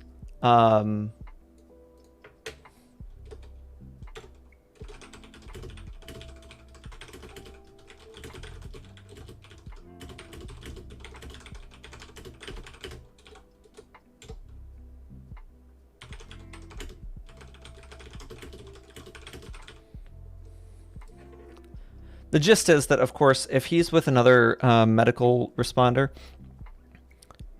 whoever he's talking to, I say he, I'm assuming it's a he. I don't know why I'm assuming that. The emergency medical responder, anyway, is talking to someone who has experience with this. So they should be on the same page relatively. He would, instead of saying, give me a moment with her, like they would probably just sort of both understand this at once. Oh, oops. As part of the situation, and just jump straight to the emergency medical responder, tapping her face. Kella, we're here. I'm sorry about the moths, but just know that they can't hurt you here, okay? Probably also would skip this part. I'm sorry about the moths. And just say, the moths can't hurt you here. I think that's probably the most direct. In these kinds of situations, people like this want to be speaking very, very simply and directly to people. If you've ever had to ground somebody like that, you want to usually keep things very simple. They have a hard time following. If they're having a hard time following reality in front of them, they're probably going to have a hard time following anything you're trying to tell them. So it's best to keep short and sweet and just say, the moths can't hurt you. You're all right.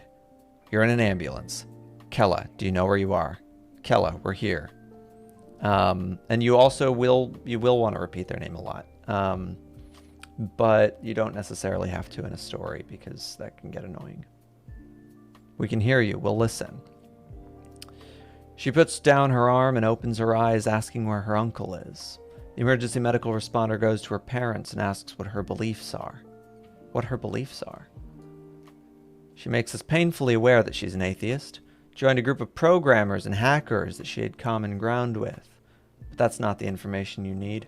Her uncle disappeared years ago. Better not to mention it.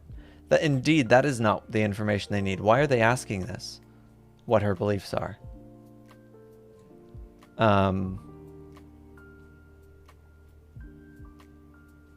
Oh, they didn't want to mention death to an already... I see. That was answered right away.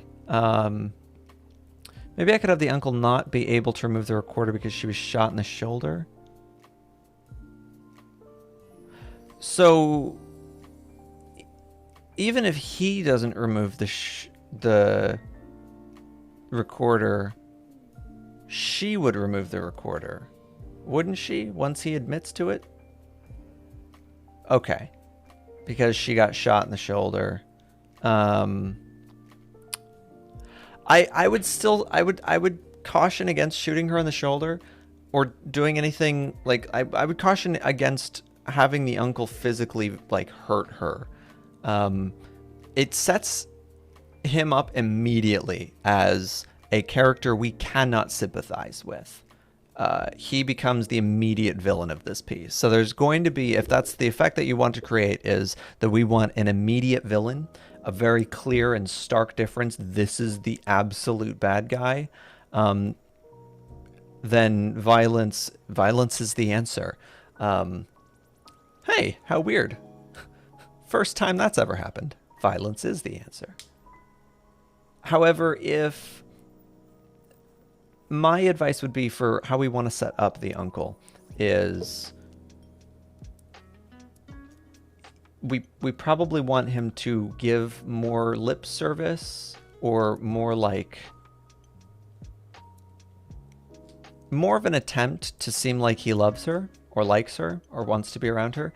He says that he like you know, he's like, we have to be together. What did he say? This is his exact line. I need someone like you in my life, Kella. And he shoots her. It's like, how much do you want somebody like that in your life? Because usually I don't shoot the people I want to keep in my life. I try not to hurt them. Now, maybe you're setting him up to be like a Doug Stamper in House of Cards. Have you seen House of Cards, Raving? Is that a useful one? As if not, I'll switch to something else. Though it's hard to think of another character like Doug Stamper. The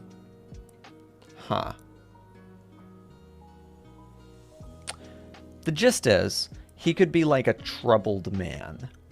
And he's troubled in the way that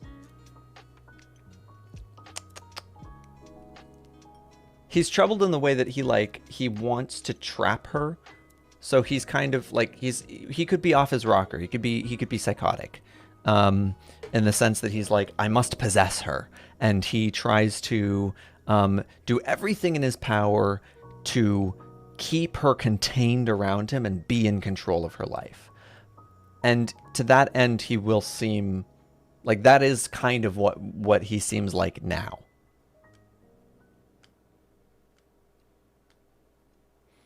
Has that been my issue, the shootings? He's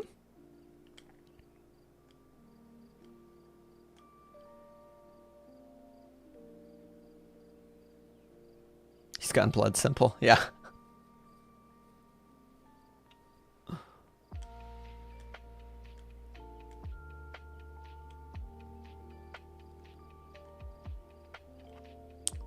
She puts down her arm and opens her eyes, asking where her uncle is.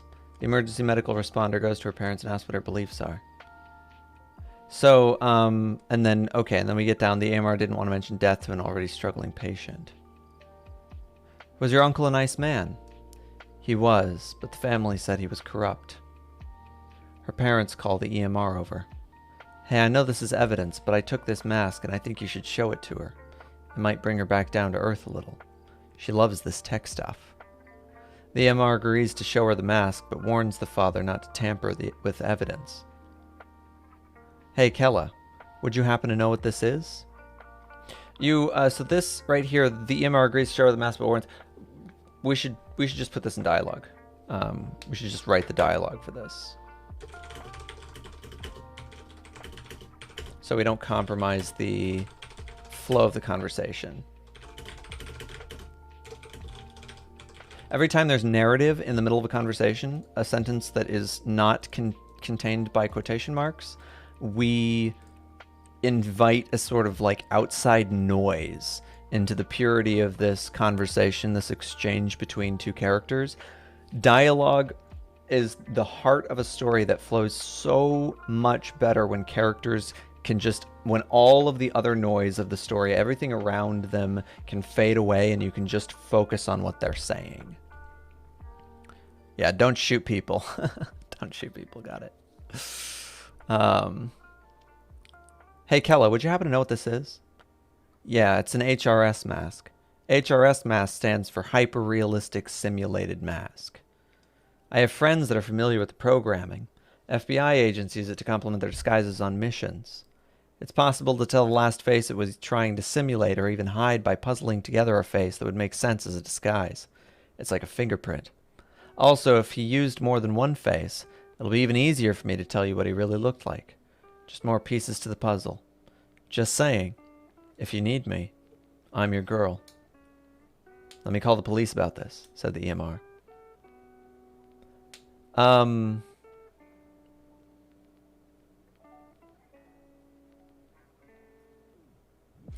Is the detective Rail?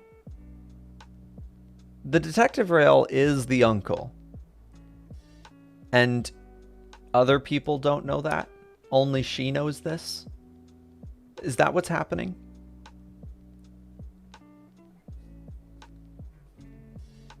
Or is...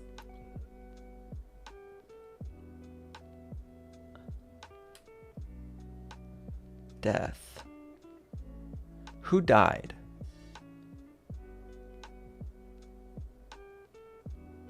Who died?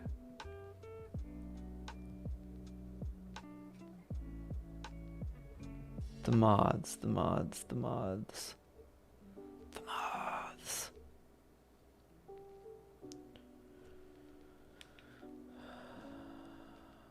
Where are the mods?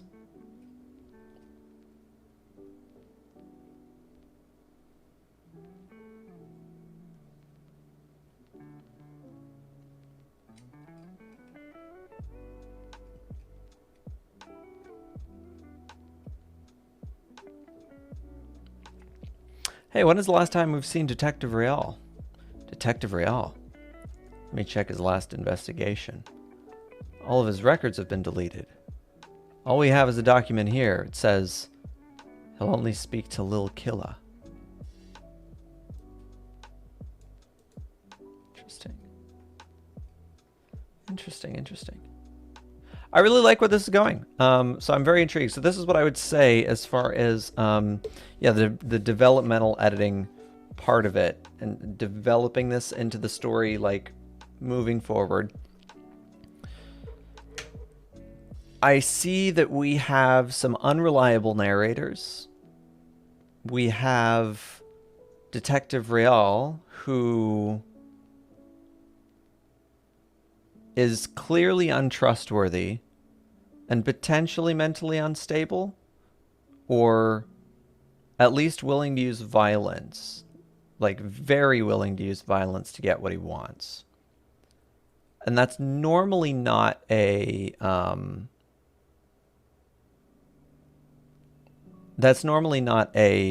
like, I guess that's not normal. That's what I mean to be saying. It's not normal. Most people have an aversion to using violence to get what they want. He seems overeager, like very overeager to use violence to get what he wants. And so it gives him an edge of psychopathy. That can be good as far as the story goes if we want to create this dynamic that, you know, we can't trust the narrator of the story, which is what it seems like. We also, it seems like we're not able fully to trust her. because potentially she has these PTSD experiences, and it seems like she's not able to tell reality from not reality, from flashbacks. I see why the flashbacks are so central to the story. I usually try to advise people to avoid flashbacks. More flashbacks interrupts the flow of the story. But you can experiment with them to create a flow with a story that feels like it's moving back and forth. It can have a very like tidal effect on the flow of the story, that you're taking one step forward, two steps back every single time in order to understand the steps that are being made forward. Almost like a heist film. Heist films have that same quality of like, they always use flashbacks to this kind of effect to build more on the action that's happening in the presence. Yeah, I do advise using the flashbacks later in the story. I still stand by that. So what I would say is we want to be introduced to the story, the action of the story, the meat of the story. We want to, especially if this is meant to be a short work, we, from the outset, should be given the inciting incident to how things are going. And the inciting incident appears to be the death of her boss. If that's our inciting incident, we want that to be front and center in the first chapter with no other distractions. And then we can get into the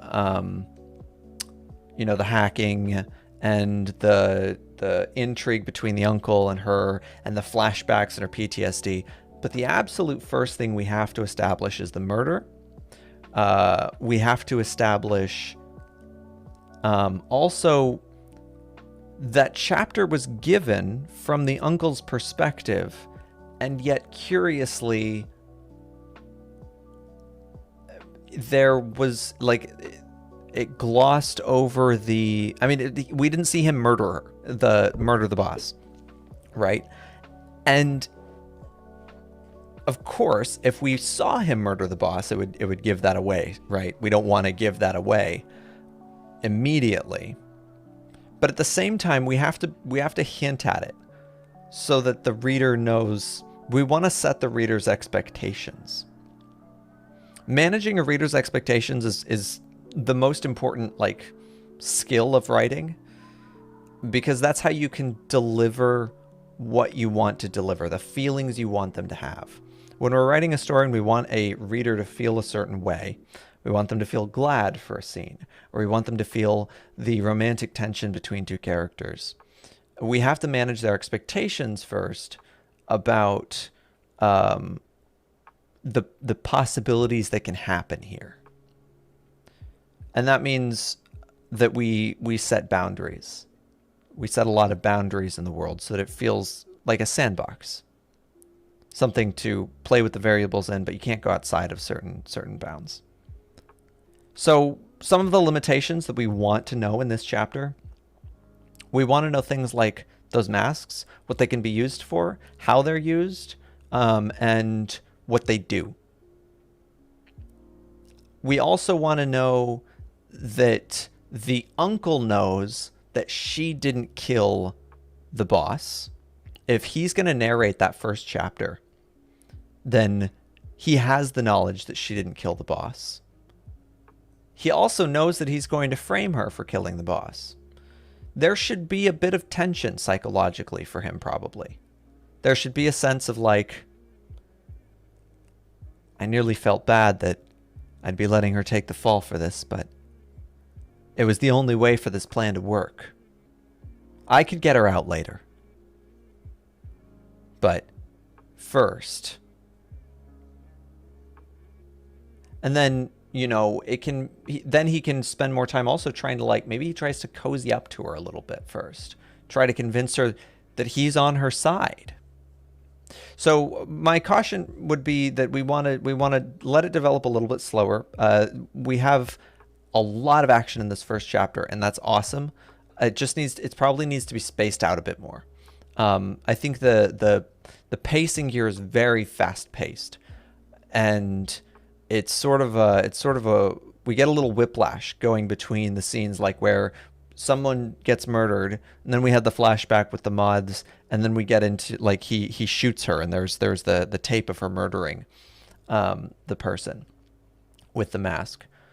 So sort of establishing these step by step a little bit slower and giving each of these pieces of setup to the story their own chapter would make this go a long way toward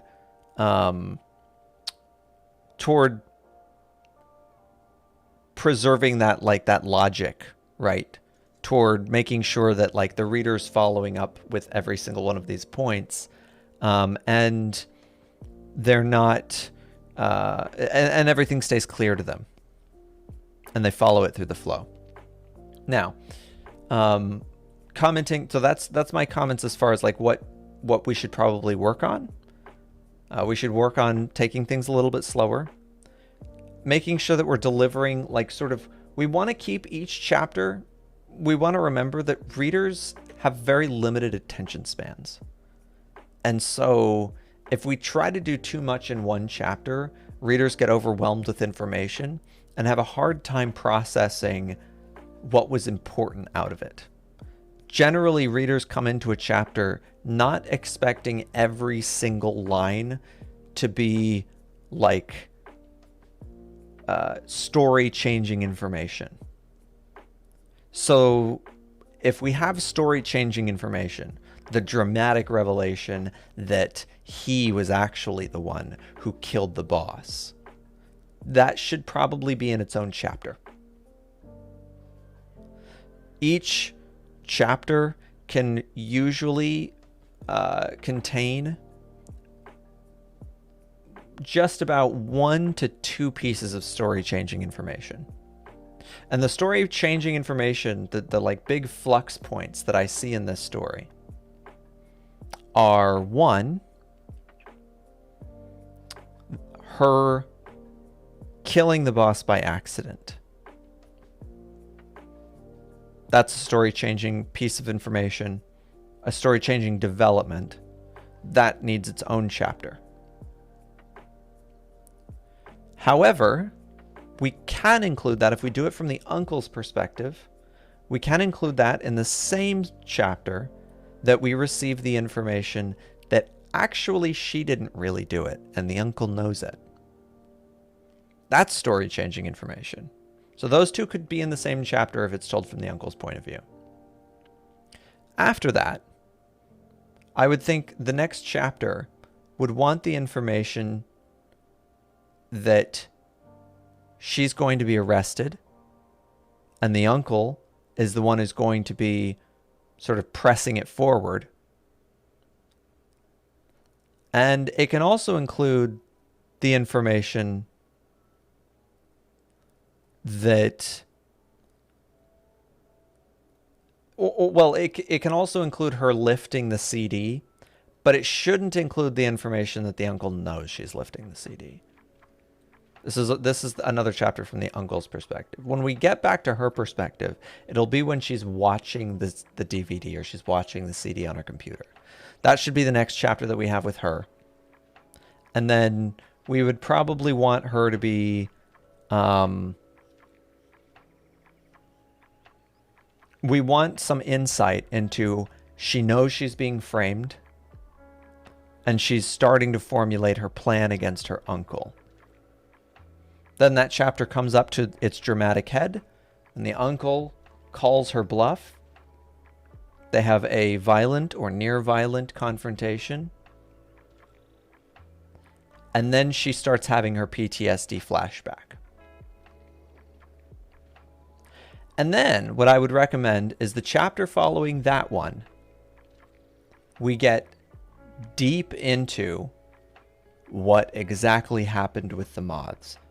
We tell that story. We tell that flashback, the full thing, because now she's having this dramatic episode. And if we start with her having the episode with the emergency medical people, and then we cut to the flashback, we'll have an extremely effective like delivery on the content of that flashback and the essential like ways that this shaped her character, why it's so important, and maybe give us some insight into her relationship with her uncle. So that's sort of what I would expect in the next, like, just the immediate following the story. I could not at all predict the ending of the story. I couldn't predict the ending of any story from the first chapter. Unless it's like really bad or something. I don't know. I feel like, nope, actually really bad ones I can't predict either. I would not have been able to predict the end of the Eye of Argon from the first chapter. I think you have excellent flow. We have excellent descriptions and imagery all the way through. It's very cohesive. It feels like a singular vision for the story, which is excellent. I really like the way that we transition in between the dialogue and the narration. I like the way that it kind of feels like he's talking to you, even though he doesn't say you. He never references the reader, but it feels very clear that he's like setting up some kind of rapport with the reader. I like that kind of language. And it definitely pulls the reader into the story, although it does make the reader... It does push the reader away further when we see that he's willing to get so violent with a family member. We see, because it gives this feeling that, oh, when he was like being so friendly with the reader, when he was narrating everything so casually, did he like, was he like putting on a front? Was he like wearing a mask so that he can come across as like the good guy, the protagonist of the story, but he's actually the villain? So we want to be careful. Are we trying to portray him as a psychopath, or do we want him to be a character that readers can actually empathize with? And either of those is totally fine for our story. If we want it to be the psychopath one, I think that will make, like, that seems like a fine character for this story. It fits. But if that isn't what we were trying to go for, and if that's not what we want to create, then we do want to give the reader more to latch on, more to empathize with, and sort of tone down a bit of the violent instincts. But maybe not necessarily the ruthless instincts. The ruthlessness is fine. I still think of a character like Frank Underwood from House of Cards. Main character, basically, he's trying to burn down the government because he wasn't given the appointment that he wanted. He wanted to be appointed Secretary of State. And when the president doesn't appoint him Secretary of State, he goes on a often violent, actually, but for the most part politically violent, rampage, tearing down, like, congressmen and other people and like the vice president, and just like pushing everybody out of his way so that he can get revenge for not being appointed Secretary of State like he was promised. And the show starts off with the first scene we get of Frank is him killing a dog. And there's a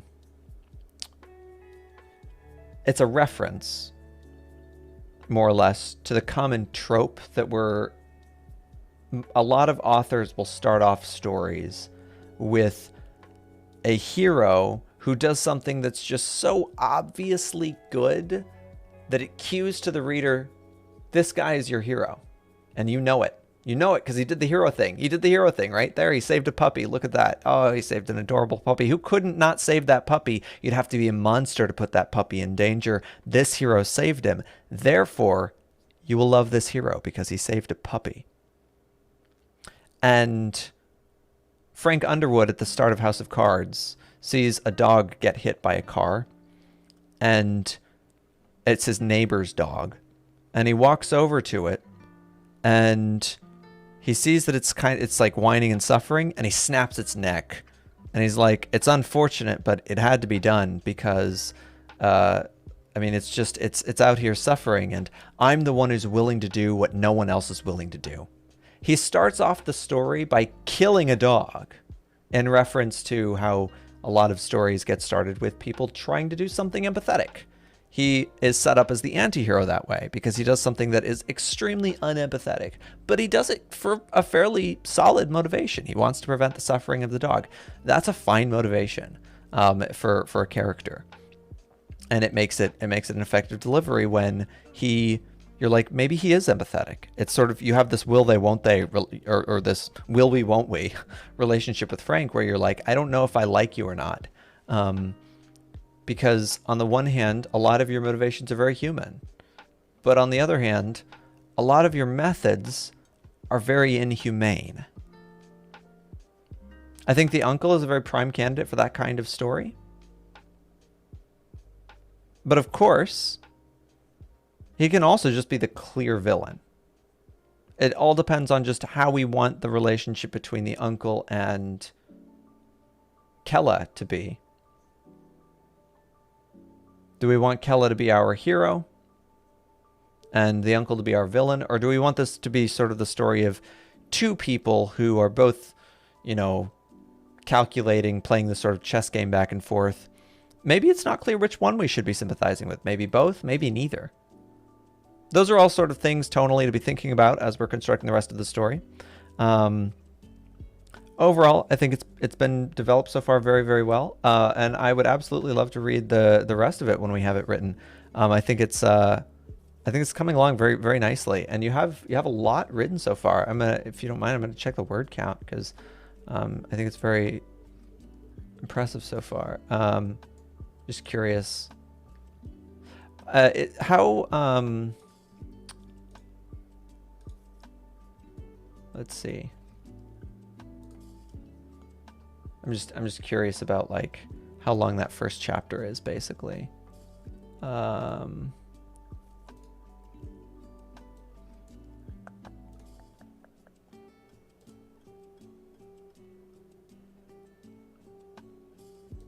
Okay, nice. Good first chapter, about probably 3,000 words. Nice, yeah. Specially made bullet. Yeah. Absolutely. So anyway, yeah, well, I hope that I have been helpful, and given you some things to think about. Definitely don't, I know that in editing, especially, a lot of the feedback can feel negative or can feel critical. And that is, not, that doesn't have to be a negative feeling. Is what I would caution, because it's always really good if we can find people who can identify things that we should still be working on. And that's how, I mean, I have written, not counting rewrites of the same novel 8 times, I have written 4 books in my life, I think. And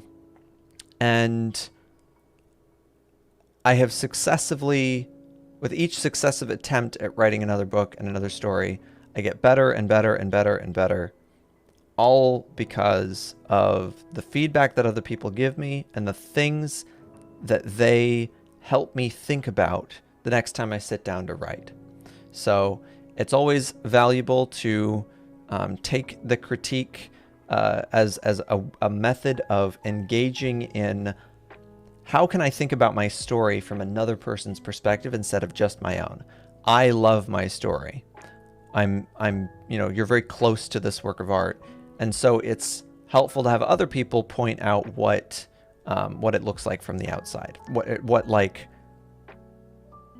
the sort of the things that maybe we become a little bit blind to. Because, we're only inside our own head. The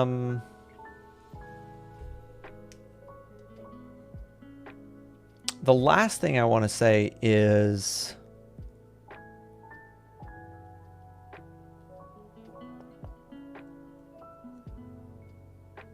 about feedback.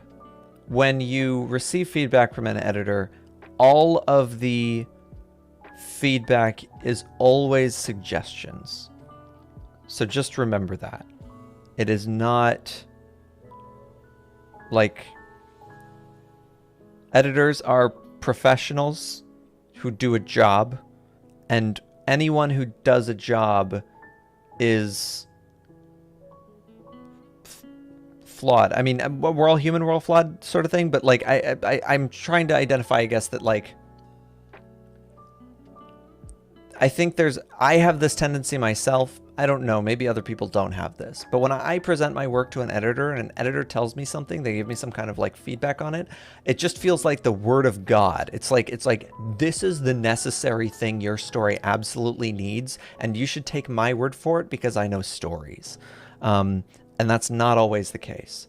Editors are giving you feedback as people who read stories, a lot of stories, and they're familiar with stories, and they're familiar with what makes stories work. They're studied in it, but they are not champions of the creative process. In fact, if anything, most editors are bludgeons to the creative process. The whole point is to deconstruct what you created.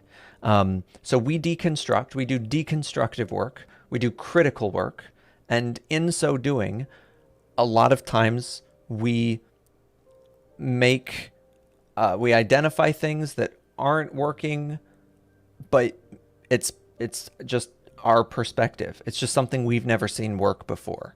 And so maybe it can work, right? So all I'm saying is identify the 60 or 70% of my comments that you agree with and ignore the other ones. You don't have to take all of it. Why do I put the flashback somewhere in the second chapter again? I need it. Do you mean where do you put it or why do you put it? Why do you put it in the second chapter? I mean, I don't... Do you mean you need it in the first chapter? I don't think you necessarily... I don't think you need it in the first chapter. I don't think anyone is going to be confused by... Here's what I'll say. The flashback at present in the first chapter is confusing. And it's confusing because the nature of the flashback is that it is kind of hazy or foggy. It's a little bit obscured by the nature of memory. And we don't want that in the first chapter because the first chapter needs to introduce us the inciting action for the story, which is the murder of the boss. The flashback, when you're reading that and you understand what the first chapter is setting up, the murder of the boss, you look back at the flashback and you wonder, how does this help further this? How does this flashback help the reader understand what's happening with the murder of the boss? We need more setup to the murder of the boss, and the flashback stuff should be delivered as it becomes relevant to the story. The flashback is almost purely characterization. Things that happen in flashbacks are going to be things that tell us things about characters and what made them the way they are today. If we receive that, we can receive that information later. That's information that can be delivered when a character does something that we're like, ooh, was that out of character? The next chapter can say, actually, it wasn't out of character, and here's why. And we can use that kind of out of character moment as sort of like a plot twist. We can say, oh, suddenly Kella has these PTSD flashbacks at the end of chapter 2. And then at chapter 3, we start off with what that flashback contains. And that would be the flashback. If we do that, it's just going to flow better. That's just my intuitive sense for how things like this in stories work. It's not a plot element. Plot elements have to be set up and delivered on. So when we have a character who hacks a computer, for instance, we should know before they hack a computer that they're a hacker.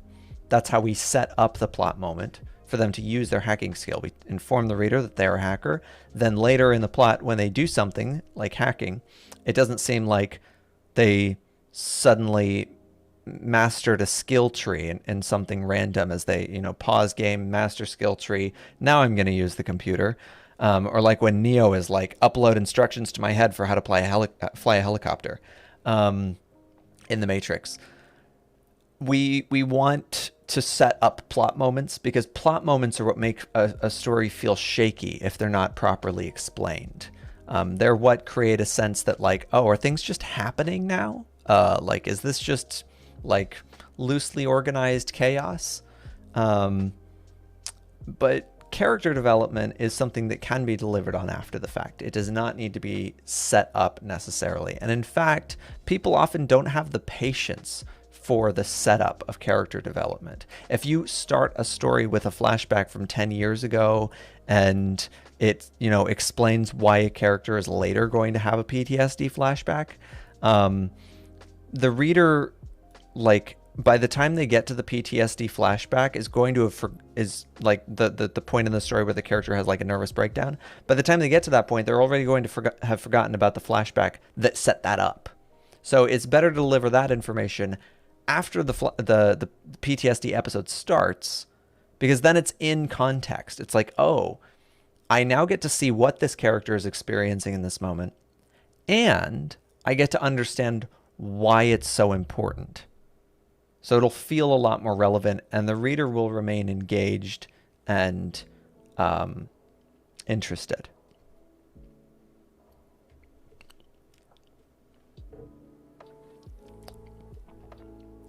So, yeah, well, I'm going to go ahead and post the... So the VOD will be up on Twitch, and as soon as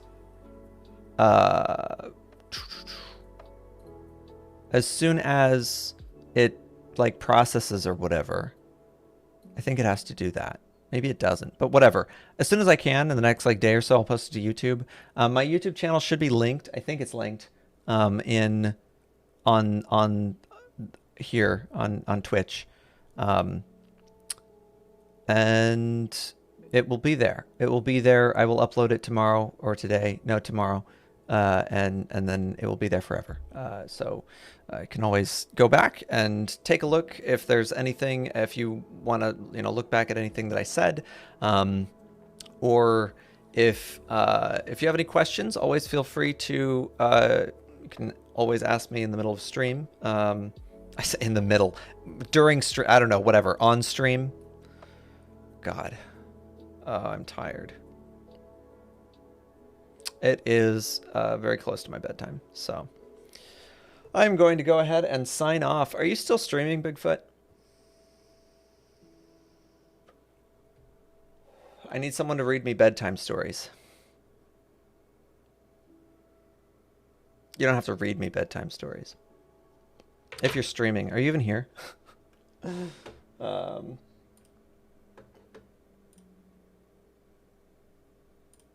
That's okay if you're not.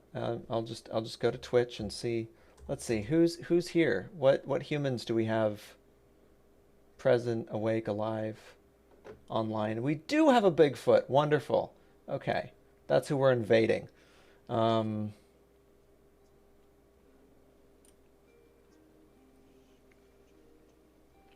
my God, did I? I'm going to pretend like that wasn't a mistake, if that is what I did. But it was definitely a mistake.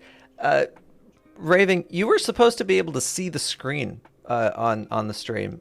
So that's my bad. You didn't see... I was wondering. I was like, you're like, what page are you on? And I was like, I was like, well, it's, you know, this page, you should recognize it. And I realized that you couldn't see anything that I was... So apologies for that. Oversight. I hope the video is not boring. Yeah, that's... Well, it happens, you know? So anyway, yeah, we're gonna raid the Bigfoot Bjornsson. And see you either tomorrow or Saturday. I don't know which one, but one of these days, and one of these days being Saturday or tomorrow, is going to be the day that I am going to scare myself silly and show you the screen, haha, of something horrific, something like some kind of horror game that's going to give me nightmares.